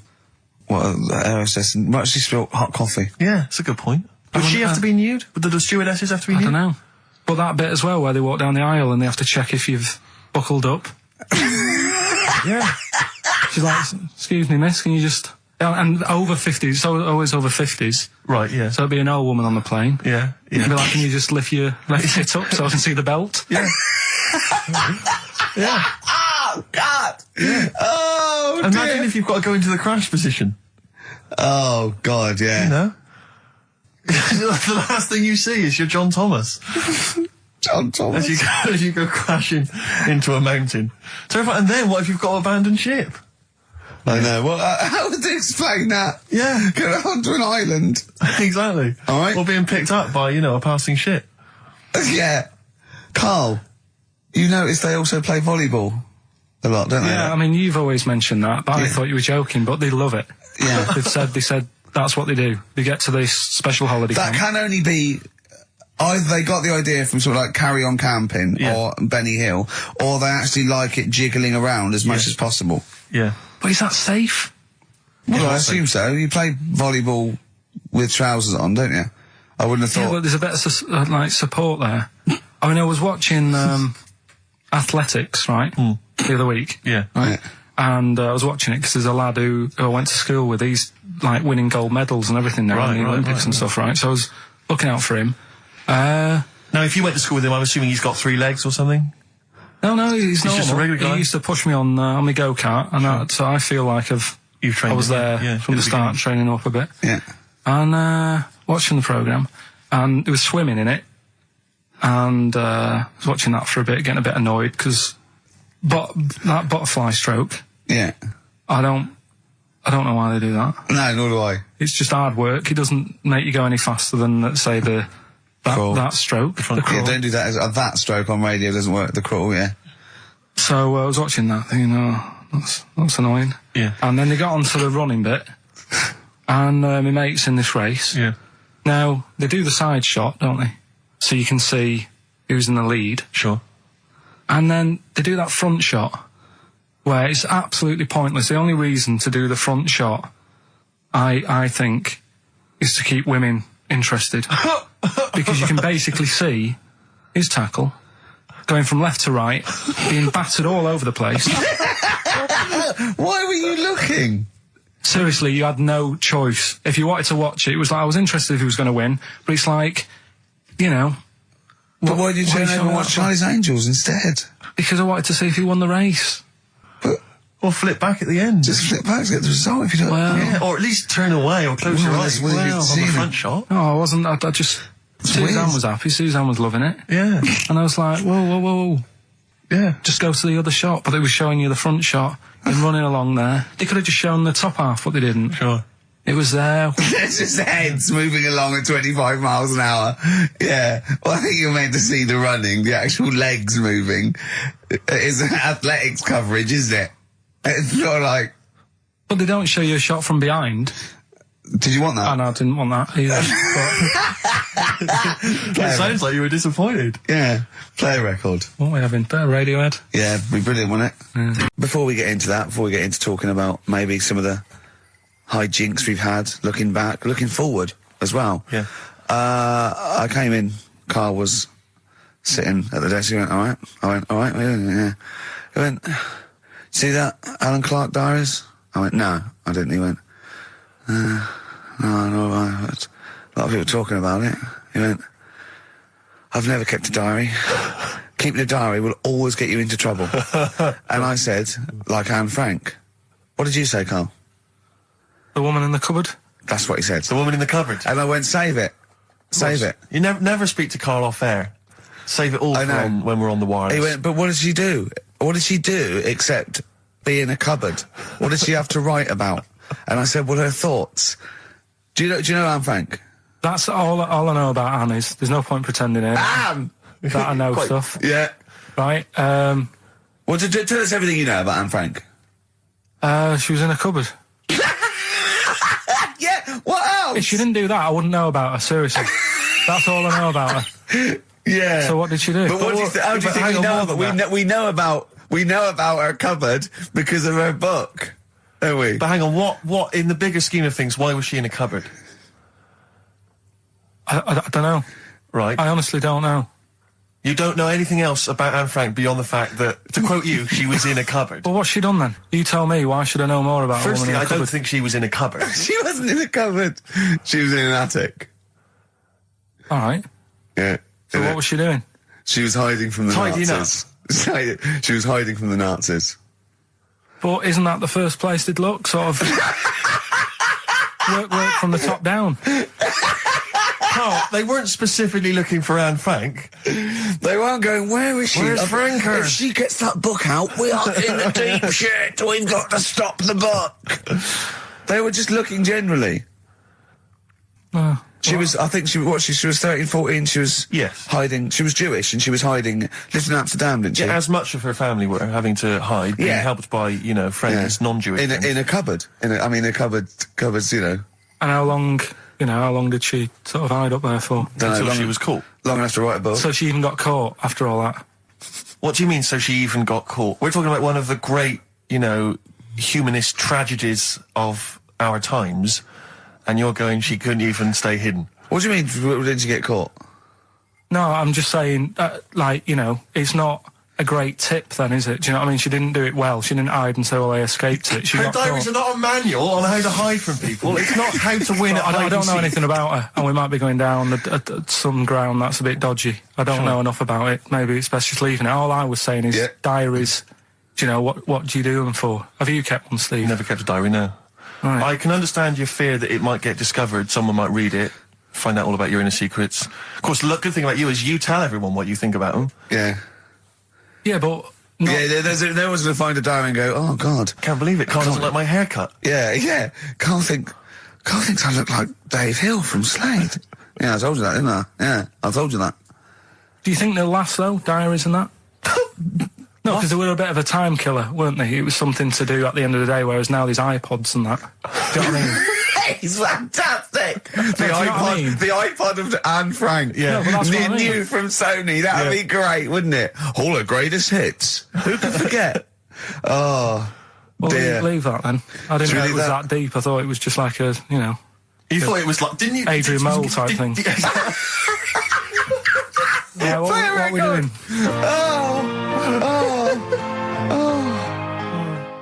Since you've been gone by Rainbows. since we've been gone, Steve? What's been going on, mate? Well, so much has happened, hasn't it, in the world?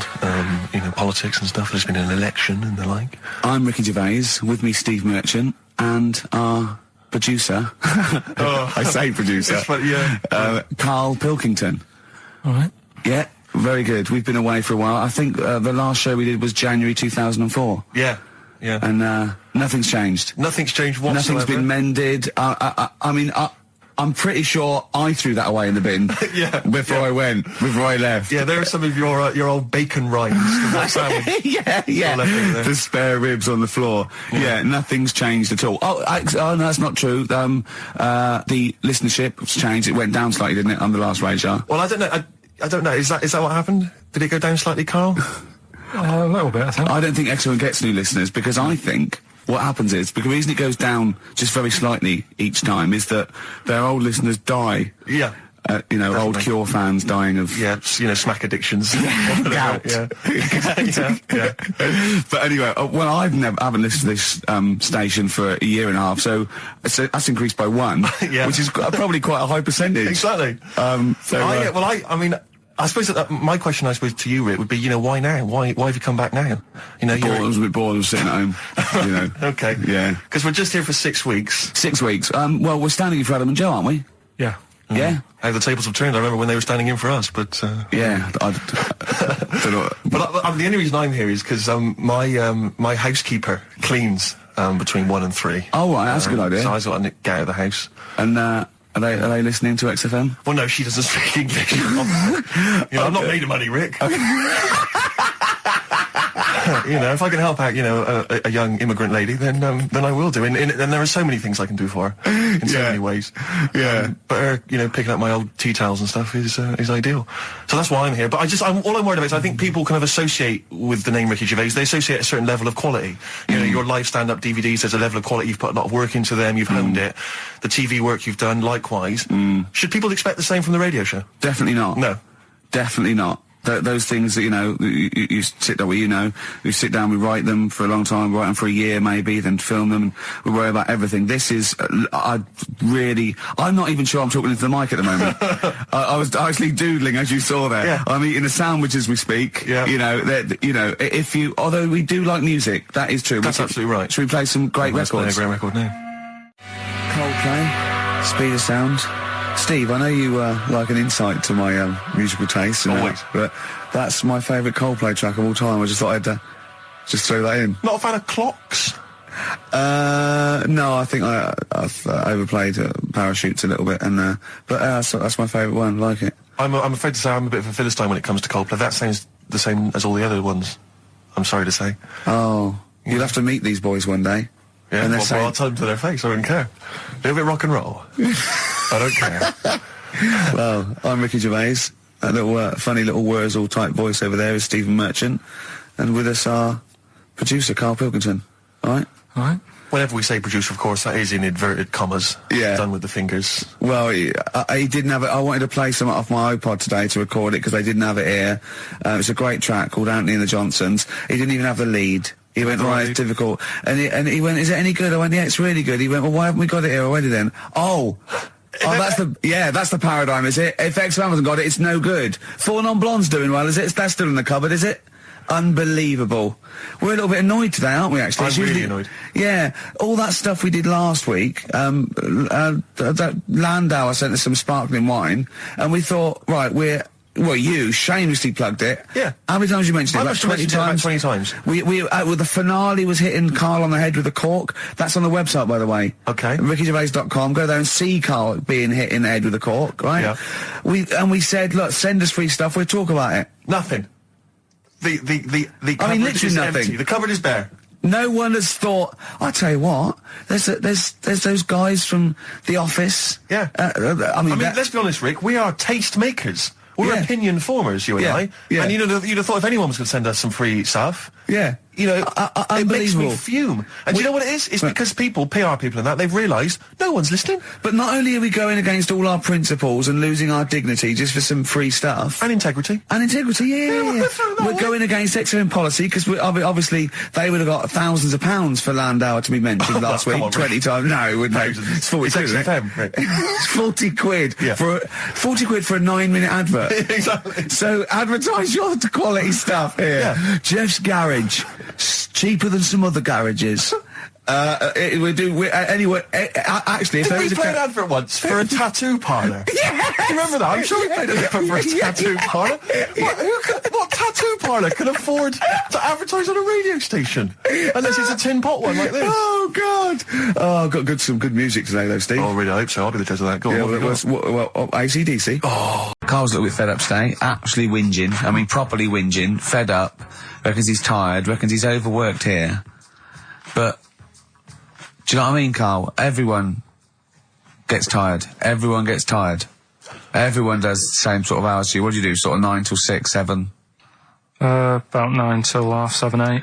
Well, no, because a couple of times this week I've sort of met you for a drink about 6. So it's funny, isn't it? That's But weird. some of the times I've come back after it, just for another 40 minutes or something whilst no one's around, try and get stuff done without phones going, without emails coming in. Yeah, we got to do. Can I tell you what I think is a You're disappointment? in a Is that- department. You got to do it. I just think it's a disappointment that Karl hasn't been able to put that aside and rise to the occasion. He's only got to do this show once a week. It's I 2 know. hours. It's- I mean, no you and one's I, doing- we're tired. We've We've had busy got. lives. You've got one job. We've got about 6, and we're still doing it. Do you know what I mean? We still do it. We still. Well, come you're a here. professional, Rick. I mean, that's why you've won multiple awards, is because you're willing to get up there, even if you're feeling a little bit under the weather, even if you hurt yourself, or you've got an injury of some kind, you're Yeah. up there, you're doing it. Yeah. You're entertaining, you're providing Yeah. a service. Yeah. So. It's disappointment. Yeah, but I've pressed all the right buttons at the right time. Indeed. Right? That's what I get paid for, yeah. Yeah. Yeah. Done that, the adverts have gone out. Sure. You know what I mean? I've Yeah. made you cups of tea. It's the negativity which is the problem. It's the vibe. You're bringing Bringing the us room down. Bringing us down. And bringing us therefore down. the listeners. Therefore, the listeners bringing us down. If you don't like London, you know what to do. Oh, Well, I'm trying to get out of here, aren't I? we just trying bought to a new get flat. That's not the best Doesn't way. matter, doesn't- Buy a flat in Manchester, live there. out. Doesn't matter, I can always Yes. rent it out and make a little bit of money.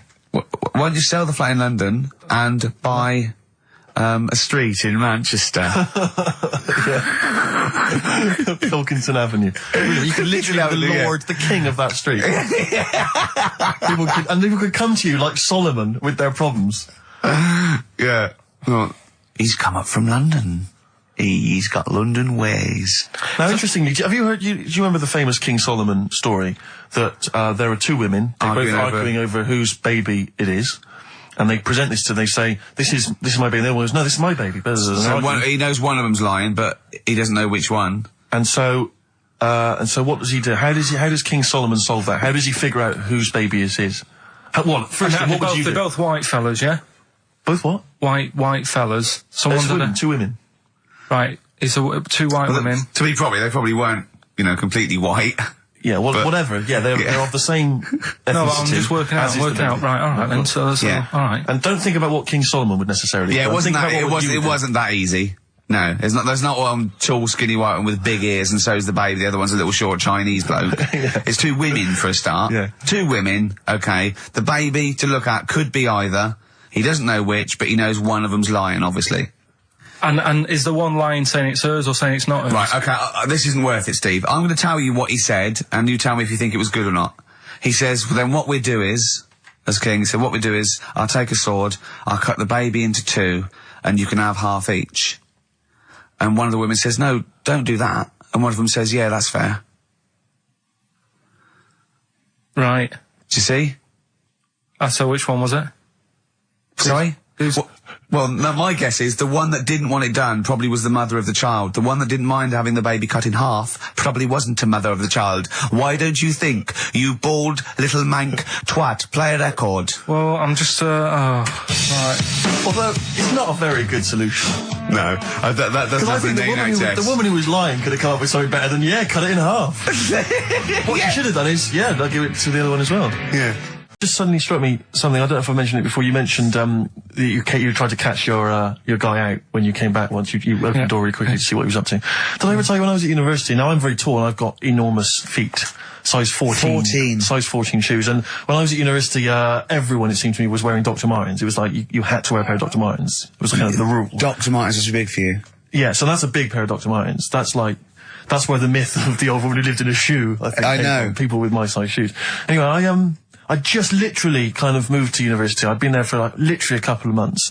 And obviously in that first period, you're quite keen to kind of, reinvent yourself, strike yourself, try and give an impression of perhaps being quite sophisticated, worldly, cool, all those things that, you've left behind all your childhood friends, so you're trying to, develop something. But you didn't bother? You didn't?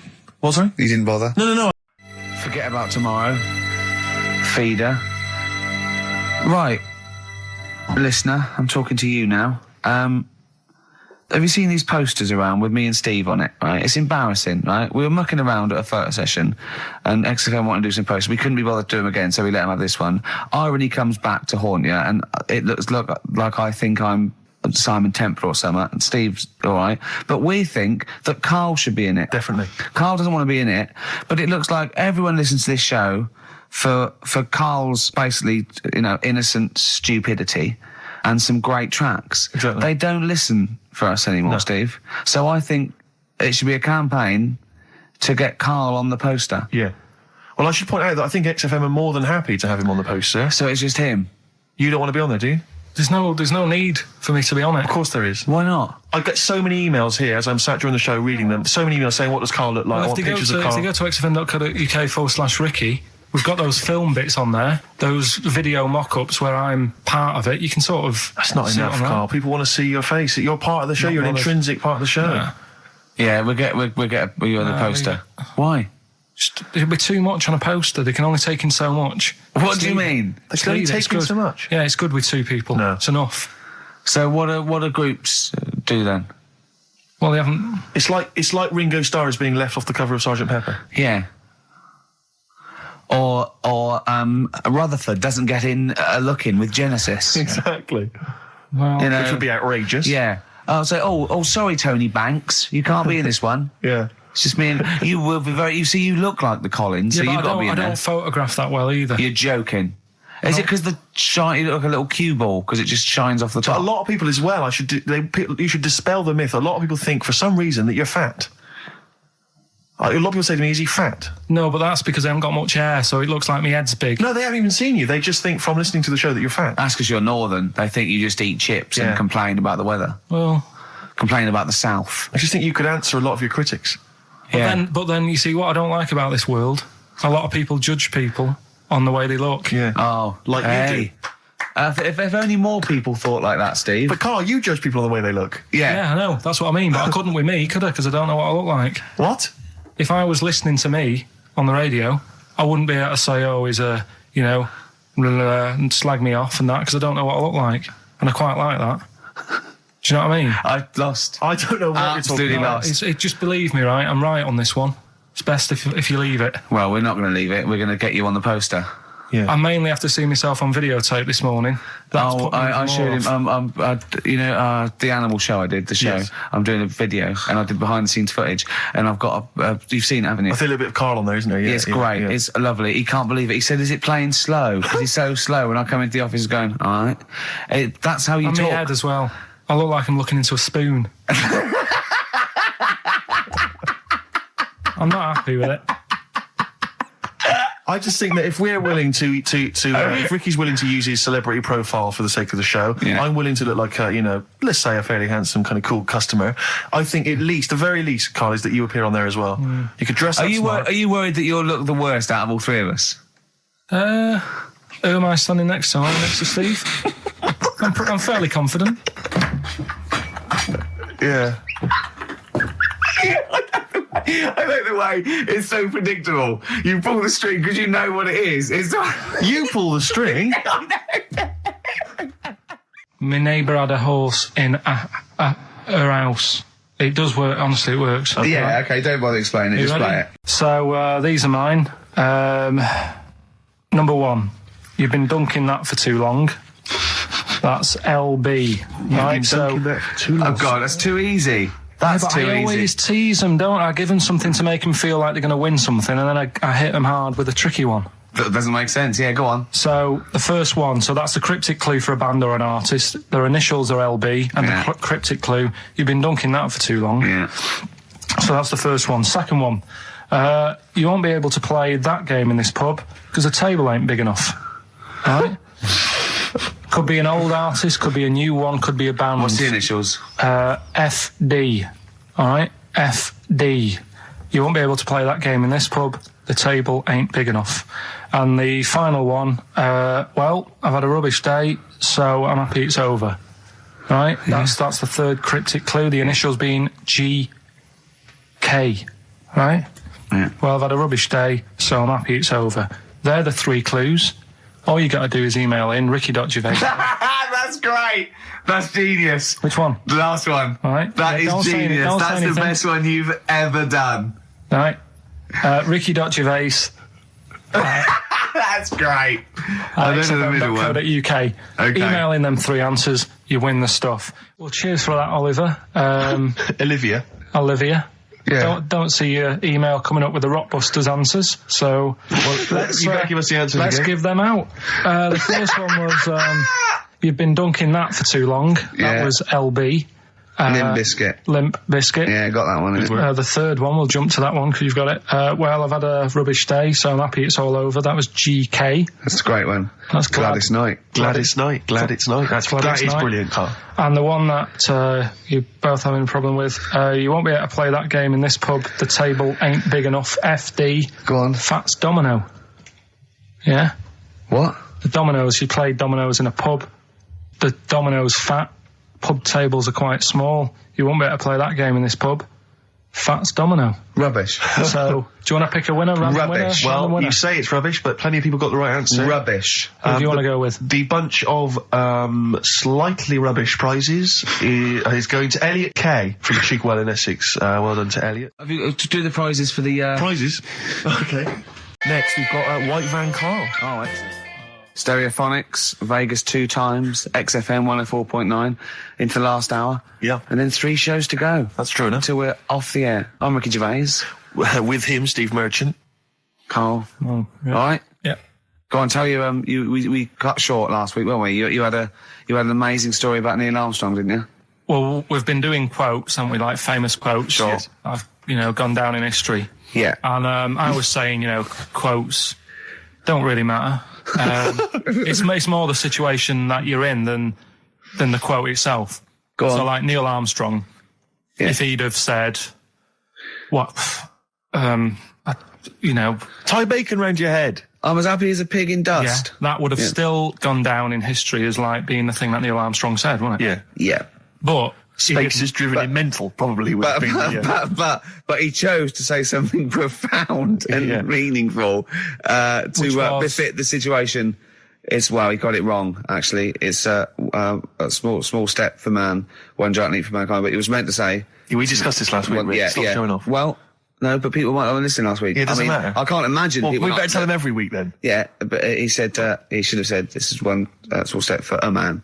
Yeah. But anyway, he had a good effort, and that's quite. And that's Quite an example profound of what I'm saying. The fact Yeah. that he got it wrong, but it still went down in history. Right. But anyway, the bit that, and it didn't happen anyway, did it? What do you mean it didn't happen anyway? That's what a lot of people say. That no one's actually been on the moon. Yes, of course. They filmed it in Teddington Well, Studios. they were saying something about there was shadow on the film, and you wouldn't get shadow on the film, and there's all sorts of things. See, these people that you always quote as they, Who are they? are they living in jars? Are they little fellas in jars? Look, Go on. Do they appear to you in I've dreams? spoke to different people about it, and there's loads of little things that if you watch that programme, of them being on the moon, there is no way they could have done it. Right. Done. Fine. Yeah. Done. That's put to bed. Yeah. But Good. anyway, as he was getting back in the spaceship on the moon, or whether it be a TV studio, Yep. he said, "Good luck, Mr. Croucher." Right. Have you heard this? No. And the reason he said that was because when he was a young kid, and he was, I think it was Croucher, but when he was playing as a young kid in his garden, he was playing baseball with his mate, And he chucked the ball to his mate, and his mate hit the ball, and the ball went over the fence to the next door neighbour. Right, so he goes, right, I'll just nip over and get the ball. And as he was getting the ball, the window was open to his neighbour's house, and he heard like the woman shouting at her husband, saying, "I'm not going to be giving you a bit rude. So if you've got a kid in the car or whatever, turn it down." What? Yeah, that's covered that. Yeah, right. Genius. I'm not. No matter how many times you ask me, I'm not going to be giving you oral sex. The day I do that, man would have walked on the moon. Right? Yeah. He grows up, he gets on the moon, and he remembers all that story, and as he gets back in the spaceship, he says, "Good luck, Mr. Croucher." Now, do you know, I have to say, I've heard that story before, but when I heard it, the woman said, the day I give you a blowjob is the day the boy next door walks on the moon, which makes it all the more profane Impossible. and enjoyable. Yeah, and unlikely. Yeah. But yeah, no, I've heard the same story, Carl. Yeah. Look how pleased he is. I love that. Right, so not only have you remembered that anecdote, which may or may not be true, but of course you've also proven The that... day I give you a blowjob, that kid in the garden's probably going to walk on the moon and say something about giant leaps. Exactly. But, you must have heard the thing that it never actually happened. Yes, we've all heard Yeah. it. We've all dismissed it as nonsense. And moved on. Yeah. Yeah. And got on with our life. Right, Carl. What? Should we do White Van Man? Oh, you didn't prepare me for that. We better play a track and then I'll Okay. fish out the newspaper and stuff. This is a good little bootleg track here from Meats and Poultry here. They've mixed A with Outcast. Right. Chorus is great. Is it highly illegal? Is. So people shouldn't rush to their tape machines now and press play Okay, and so record. whatever you do, don't record this now if you're recording it. Hold on, don't say anything. Well, that bootleg's going under the name of Nothing Miss Jackson, I think, by Meats and Poultry. So there you go. I do love these bootleg things because they're so pointless, but they're so enjoyable. Yeah, it's they're great. just fun to exactly. they're really good they're fun. great. But not as much fun as White Van, Carl. White Van Karl, absolutely. Do you want to explain the premise? Well, we take the Sun asks someone else and asked Carl. It's simple as that. That's The it. Sun have just taken a normal person. We flipped it. We're going to ask Carl the same questions about the week's news. Yeah, just basically your opinions, Carl, as ever. What do you make of, well, obviously the big news, David Beckham's broken foot? Is this a big concern for you? No, I mean, he's sad. You know, he's sadder for him more than anyone because, you know, to like be in the World Cup is like the main thing for him, isn't it? Yeah. But he's still a young lad, and I don't think he'll give up. I reckon he'll still turn up. He'll be all right. And yeah, good luck to the lad. You know I like David. I'm not going to slag him off. Wise words. He says that like he knows him, like he's popping round for drinks later. Yeah, like we tried to stitch you up. Go on. But obviously yesterday, was it yesterday? I think maybe Thursday. The Sun printed a big picture of David's foot and encouraged everyone to touch it at midday, because hoping that this would somehow, if we all thought and prayed together, somehow that would help his foot heal. Do you believe in that? No. Any belief in that? No, you're going down the old like Geller route, aren't you? Sure. And it's stupid. Yeah. I'm sure. I mean, it's nice effort and everything. It sort of cheers everyone up. Hold on. You believe in ghosts and warlocks Yeah. and licking toads. Why is that any more stupid than all those things? It's not going to work, is it? All right. Fine. It's rubbish. Okay. Eminem, Without Me, on XFM 104.9. I'm Ricky Gervais, with me Steve Merchant. Hello there. Little Karl Pilkington. Into the last hour, 3 hours of broadcasting to go, Karl, for us. 3. Yeah. What are you Three going to be amigos, doing the while Three we're away? Musketeers. Because you'll obviously still be working here. You have a day job, don't you? What is it you do exactly? I make stuff, You make stuff. What, like furniture? promos and stuff. Oh, right. Sort of a bit of in talk there, but basically like little trails for the station. Yeah. Yeah. That's what I do all week. Yeah. So you'll be back to doing that when we're off? You don't talk to anyone, do you, in the week? You just hide in your little sound booth thing, and you really don't talk to anyone, do you? Much. Not really. No. I mean, you might call up. Yeah. But no, I keep myself to myself. Yeah. Then you don't get bogged down in the office politics and stuff. Yeah. Is there a lot of office politics here? I don't know. I don't get involved in it. Oh, yeah. Proved your point. So when we're away and we're like out of action, who, other than Suzanne, who will you talk to of the day? How will you get a sort of feedback from the world? How will you get sort of like input and... I always, if ever I've got like a question on anything, the internet's sat there and I can just go online and find out. The what internet is good, it's brilliant. but it's not all verified. What do you mean? It's not all verified. It's not all necessarily factually accurate. Anyone can put things onto the internet. It's that, you know, that's it's freaks and things that put on things one, right? like. Here's one that I read in the week, right? Go on. About this woman. Yeah. She was a bit of a punk, and to get her hair done like she wanted it. Super glue. Right? No, she got lard. Apparently, it's a popular thing. You might know. Put lard on your head. Yeah. And you put it in the oven. Oh. Now, apparently, the heat that you get from the oven is different from the sort of heat you get from an hairdryer. Right? And she had to do that to get the style that she wanted. But anyway, she comes into money or whatever, treats herself to a microwave. Because out of all the religions, that's, you know, I'm not a religious person. I don't understand You're it. only saying Hare Krishna because you've got the head. That's the only reason you think it'd I'm be. halfway there. Yeah. But the thing is, out of all it, you just what was that? Money just fell out of my pocket where I'm nearly laying down. That's the danger of wearing sweatpants everywhere you go. I'm only ever lying down in a chair.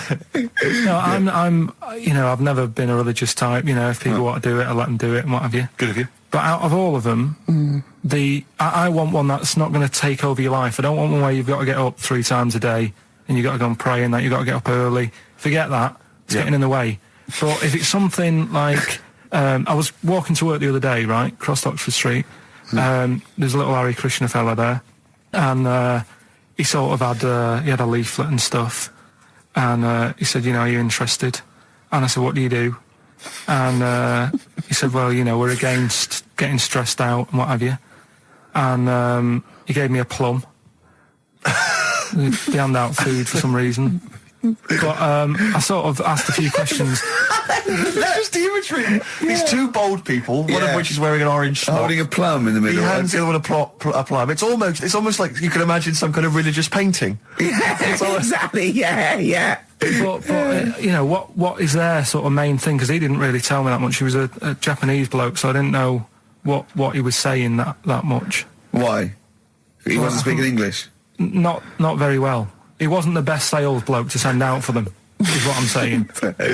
Yeah. But what's that? Are they? You're saying they're nothing like? Well, I believe Hare Krishna is a kind of as an offshoot of a sort of Buddhist faith. It is. I think they are Buddhist, aren't they? Yeah, and obviously their kind of trademark, as it were, is that they have to say, I believe they have to say Hare Krishna, Hare Krishna in a certain rhythm, in a certain order, a certain amount of times per day. That's why you see them all down the street saying Hare Krishna, Hare Krishna, because it's actually a sort of religious chant which they're obliged to do.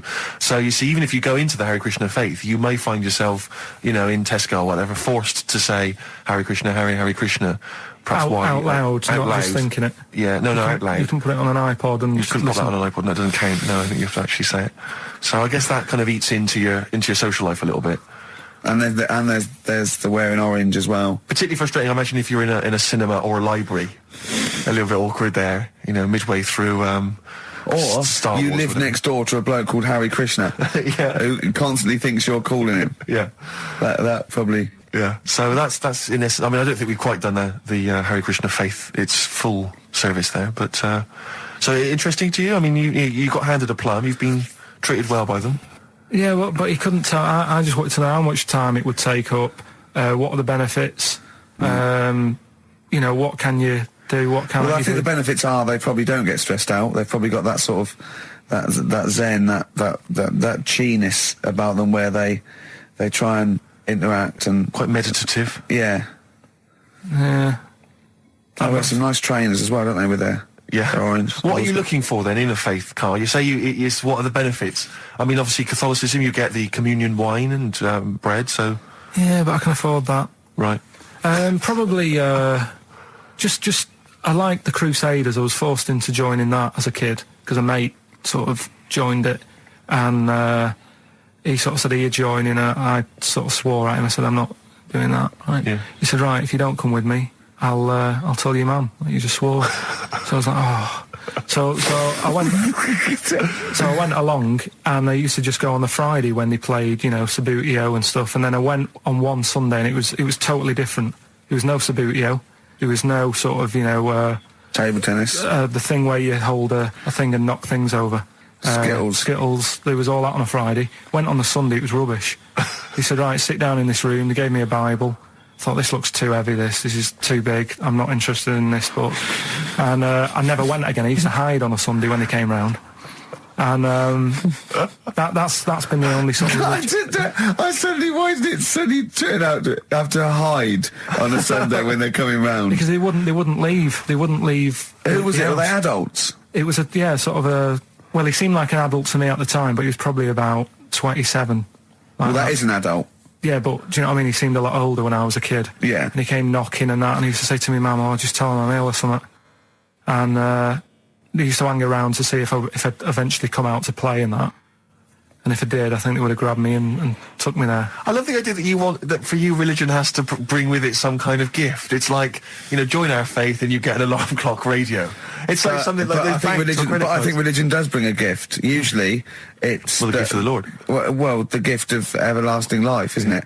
And that's the problem with it, A lot of people believe in it because they think. But for Karl, his feeling is like that should be a given. That's safe. I'm definitely going home with eternal life. But what else can I have? Is there an iPod? You have to have a religion because obviously I don't have a religion. I don't miss it, and I wouldn't want one.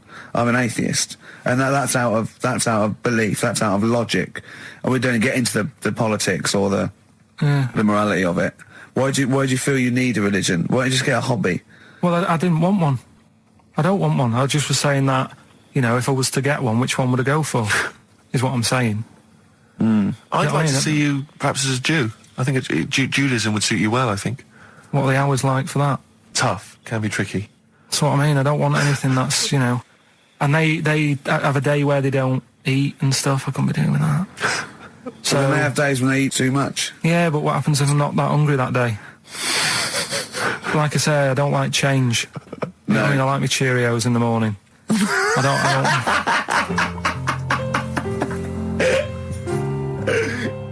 Lads, Thrills on XFM 104.9. I'm Ricky Gervais. With me, Steve Merchant and Karl Pilkington. Yeah. Little Carly Pilkington, little baldy mank, whinging little twat. How are you? Yeah, all right, yeah. What are you doing? Happy? Feeling a bit happier today? You look as full of spunk, as they say in America. Yeah, I'm all right. Just a bit of a miserable day, though, isn't it? Yeah. A bit miserable. Yeah. Walking in today, right? Do you know I walked through, like, the sort of the gay district of London and that? Right. You don't walk, you mince, don't you? I'm just walking through on the way to work, and I'm always interested in their little shops and stuff that they have, right? Loads of... Their little shops. There's nothing ashamed of. If you want to go in and buy something, go in and buy something. I'm just having a look at, looking in the windows and stuff. Little postcard just near the entrance. Yeah. That's meant to tease people in, to make people go, that sounds good, I'll nip in, right? Little postcard. Free butt plugs with every sale. That's great. How did we get from 5p off milk to free butt plugs with every sale? Wow. What society come to? Well, it's because we're liberated, Rick. Yeah. It's an open society. What did you buy to get them? You didn't buy... I didn't but what's the purpose? What, of the poster or of butt plugs? Butt plugs. Because I really honestly You don't... shove them up your arse, don't you? Whoa, slow down, bum. Shove them up your bum. Yeah. But when? Is that just like when you're doing whatever, doing stuff around the house, or...? I think it's not to keep things out. Is it like you would use a plug in the sink to keep, the water in the sink? Oh, if you're not gay. Get that? Oh, yeah. No, I know what you mean, yeah. I don't know. No entry. What is it? I mean, I don't understand what that's I don't know. I assume it either feels good or are they... well, I've got to be careful here. Or are they sort of like breaking it in? Right, yeah. Do you know what I mean? Like it's like a shoehorn. Sure. or It's like when you stick paper in your shoes if they're a bit tight. Or those people who sort of like put little bits of wood in their lips, and then as soon they've got big plates in their lips. Yeah. Same as the butt plug. It means you can, you're ready for anything. I don't know, do I? Look at Carl's face. Well, if you know what butt plugs are used for, then why not get in touch? Ricky.Gervais@xfm.co.uk. What do you think? If there's any... I can't believe we're already on this subject. I know. It's 1:05 and we're I was going to say then, if there's any people who use butt plugs, and I was thinking that Karl would have said, well, they're not up yet. Yeah. Because they go out late. No, but what is it? We're award-winning people. We've written a TV Not on show. radio, though. Not on radio. We're rubbish on radio. I know, but We've got nothing to lose. I always say to you, Steve, that I like educating people and that. Now, the way I see it is I didn't know what they were. Let's phone to go. Someone might know about butt plugs. All right, we'll get. No, get them on. Get them on. Ask them. No, because they might say something dodgy. Oh. Yeah, whereas, what have we just been doing? Just take a chance. Take a chance and tell them not to swear. Well, you tell them. Okay. Right, Steve, I haven't got my headphones on. Hello, who's that? Hold on. Who, sorry? Nicholas. Nicholas, hello, mate. You're not going to swear, are you? No, I'm not going to. Keep it clean. Yeah. Keep them keen. What were you calling about? I'm phoning about your plugs. About, not my plugs, but sure, plugs in general. What, do you know much about them? No, Are you a plug user yourself? No, I'm just thinking if maybe you've got some gay friends and you're spending the night at their place, you might want to use one. Right. What, you mean experiment with them, or...? No, so you can make sure they're not going to do anything while you're asleep. Could I suggest, just lock the door? I mean, that is easier to me. Can I make a bigger suggestion? That's probably the most homophobic thing we've had said on the show today. Thanks very much for your call. Right, okay, good. Well, that's why we shouldn't put people on the line. Just, without checking first. I think Karl's made a good point. That's the calibre of listener we've got. Right, do you know the monkey that went into space? Yeah. Yep. It happened in 1958. Right. Now, you know that. Yeah. Yes. What did he do next? What he did the do monkey do next? Yeah. One appearance on Celebrity Squares and it was, forgotten. Right. Yeah, cut a novelty record. Yeah, just like Rick Waller. I'll tell you what happened. He got back and all that. He got back. Heroes welcome. NASA sort of said, you did a good job. And that's where a lot of people think it all ended. Sure. Yeah. But NASA were like, well, hang on a minute. We spent a lot of trained. time. We've trained him up and stuff. So he's like, he's saying, sure, I've learned a lot. I've still got it all. I've kept it all. I know what to do. So they said, right, we'll use you. So he turned into a bit of a trainer at NASA. We wanted to send you out on the top of an organ. You put on this little bellhop outfit. Could you smoke fags? Yeah. I'll have a go. So they were getting in new monkeys. The main man at NASA was saying, can you teach these the sound? He's going, of course I can. Do you know what I mean? I remember it all. I know what's going on. I'll tell them what buttons to press, what to do in emergencies, that sort of thing. It was technically sort of employed by the army. Right, can I just fit in here? I don't know the story, Karl, and I might embarrass myself here. You've got an army of people out there that will probably send me an equally deranged email from a different website, but I'm pretty sure when they sent the monkey into space, it was to monitor his physiology. He didn't press any buttons or learn to dock or take off. It was just the effects of weightlessness and space on basically a primate. I'm pretty sure he was tied in with electrodes to his head. So, well, yeah, I'm pretty sure. I could be proved. But even if that were the case, and he had learned to press one or two very basic buttons. Definitely not. Definitely not. Even if it were the case, I'm pretty certain they wouldn't have brought him back to train up Neil Armstrong. Right, definitely. Go on. Going, Neil, what are you going to say when you come out there? Yeah. I was thinking of just saying, hello, I'm on the moon. Hello, it's made of cheese. Don't say that. Don't What say about, that. I've noticed that you got little legs, right? But mankind stepped forward. Well, how could I put that? I was just going to say, hello, I'm on the moon, it's great to be here, wish you were here. I've got to think so. Hi, better than that. Mum. Yeah, go on. Anyway, basically he got back. They sorted him out with a nice pension. He was happy. Because of, the rank that he got, he was like, he had loads of medals and stuff. He said, right, we'll make him a colonel. He got that. Like I say, he got a pension. How does it end? He died in 1969. He was buried with his wife. He passed away. His wife. I'm sure it just goes on to a different website about something completely different. And Yeah, you're talking about Buzz Aldrin. Yeah. His page is missing. Oh dear. So, Well, Karl, if someone could call in, did they train Leica the dog to sort of dock and He never re-entry? made it back, did he, like it? They didn't bother. They didn't even bother. They didn't bother bringing him They back. just sent him up there, and they didn't have technology to bring him back. And they just went, yeah, that's brilliant. Well, I can do that. Yeah. Amazing. really? Yeah. What do you think of that, Karl?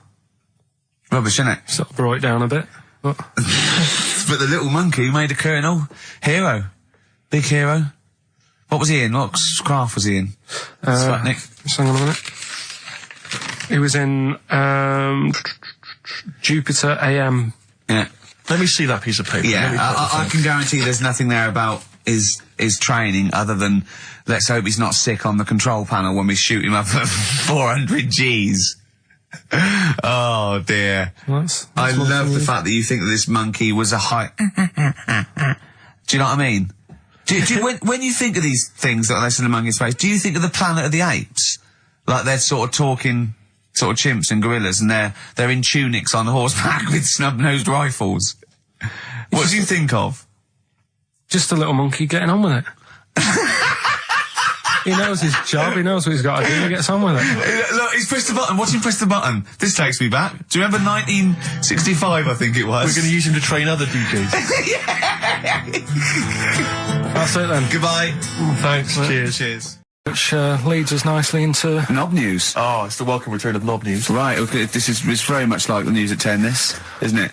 I do a bong, or in this case a schlong, and he gives me the headlines, the knob news of the day. The big, where have you collected all this knob news? Was there a lot of knob news this week? It was mental this week. The amount of stuff. The way it works, you give us the bong, Yeah. I'll give you the headline, Okay. Steve decides which stories we're going to talk about. And now on XFM, knob news. Schlong.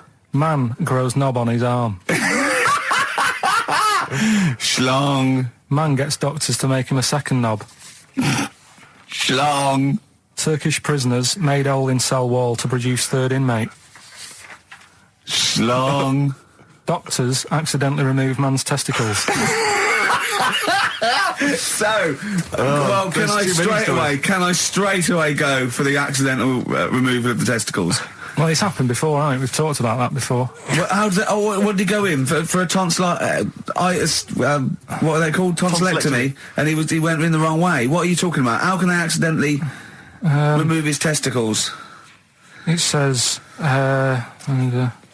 didn't look at his folder, and the doctor said to the fella, "Oh, we've removed your testicles and we wanted to take out your prostate gland." So that's what happened. There's the story. This is what I mean. That's why I don't like going to the doctors. It happens, doesn't it? Because all these sort of it's when they say things like, "Oh, it's just we do loads of these operations." That's when they're not concentrating. Brilliant. Do you know what I mean? When they say it's procedure, that's like having a boring job that you do every day when you're not going to be concentrating. I prefer them to go, "This is a tricky one, this." I know what you mean. I sort of do know what you mean. People, you watch TV programmes about, like, you know, removing someone's second head or whatever, and there's like the best surgeons from all over the world. It's televised. They can't make a mistake. They can't go, "We took his legs off by mistake." Whereas the fella who's having a prostate's like, "Oh, do you want to do it? I'm sick of doing that." Yeah. And they're probably doing a crossword whilst right. Of course they are. I've seen that actually in operating theatres. They're doing a crossword. That's what I mean. Yeah. He's doing all the work. I wasn't even listening. Oh, and he spilled some water down that. Right, what's this one again then? Right. What's the teaser headline? Teaser headline is, "What's tomato with you?" Brilliant. Yeah. Go on. How excited were you when you came up with that? You couldn't wait to come in and tell us, could you? I think it's a good one because you won't forget it now, will you? I mean, like the worm one. What's so special about the worm? You know, a lot of people think that if you cut a worm in half, two worms will grow, but no. What happens is if you cut the head end slightly nearer the tail than the head, the tail will die, but the worm with the head will be okay. So, it's exploded a myth, and it taught me something. Right, so the second one, part 2 of educating Ricky. What's tomato with you? Yeah. What this one's about is, ages ago... It's scientific. There's never a date. There's never a country, a location. Okay, settle down, children. This is A-level history. Right. Once upon a time. Yeah. When a mental place with swords was a king, forget his name, but he was a loony. So, and it was literally ages ago. Yeah. So, good luck in the exam. Yeah. Right. So, like, you know, alright, many years ago. Oh, yeah, cleared that up. Go on. They thought tomatoes were poisonous. Right? Okay. Because what Hold on, are they going to be proved wrong at the end of this story? Well, because I don't want to give away the ending, but is it something to do with the... Are they poisonous tomatoes? No. Oh, you're having a laugh. I don't believe it. Go on. They could have been eating tomatoes all this time. Oh, Steve, what's tomato with you anyway? Okay, so hang on a minute. what's Let's just tomato with you? recap quickly. Many years ago, Yeah. when people thought tomatoes were poisonous. Yeah. Go on, yeah. Well, they didn't know they were poisonous then because they were still eating them. But what was happening? Well, they're not. was- But they're not poisonous. But hang on a minute. All right. And it's not. I'm just going to listen. I'm not even going Okay, to yeah, talk. no, okay, I'm not going to tackle it So, anymore. if you remember, years ago they didn't have like pottery plates.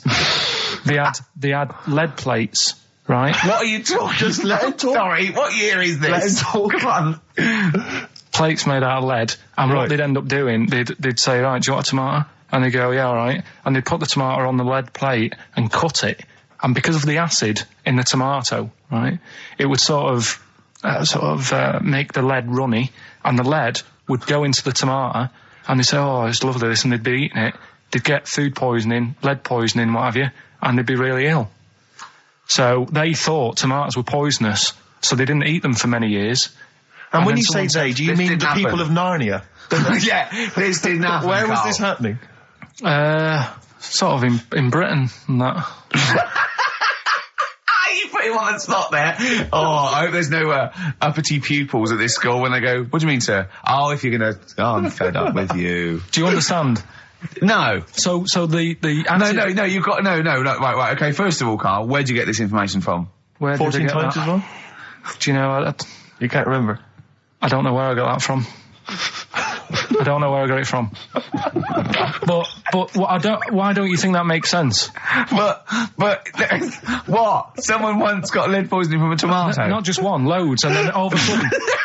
No. Why is this educating me? Because I'm telling you that tomatoes, you I eat them. can't take anything away from this. Yeah, I don't know what to take away from this. What have I learned? What have I learned? Don't mix lead with tomatoes. Why is this educational in any shape or form? What are you telling me? A long time ago in the land of Glunk, right, where the ninnies did slib, right, they thought tomatoes were poisonous because they ate plates of lead. What are you talking about? Yeah, but we all know tomatoes aren't poisonous. Is that what we're taking from the story? Is that the moral of the story? Don't believe these people that I'd never heard of before. What are you talking about, Karl? I think it's a bit weird. It's a bit weird, yeah. It's the same people that were spreading those malicious worm rumours.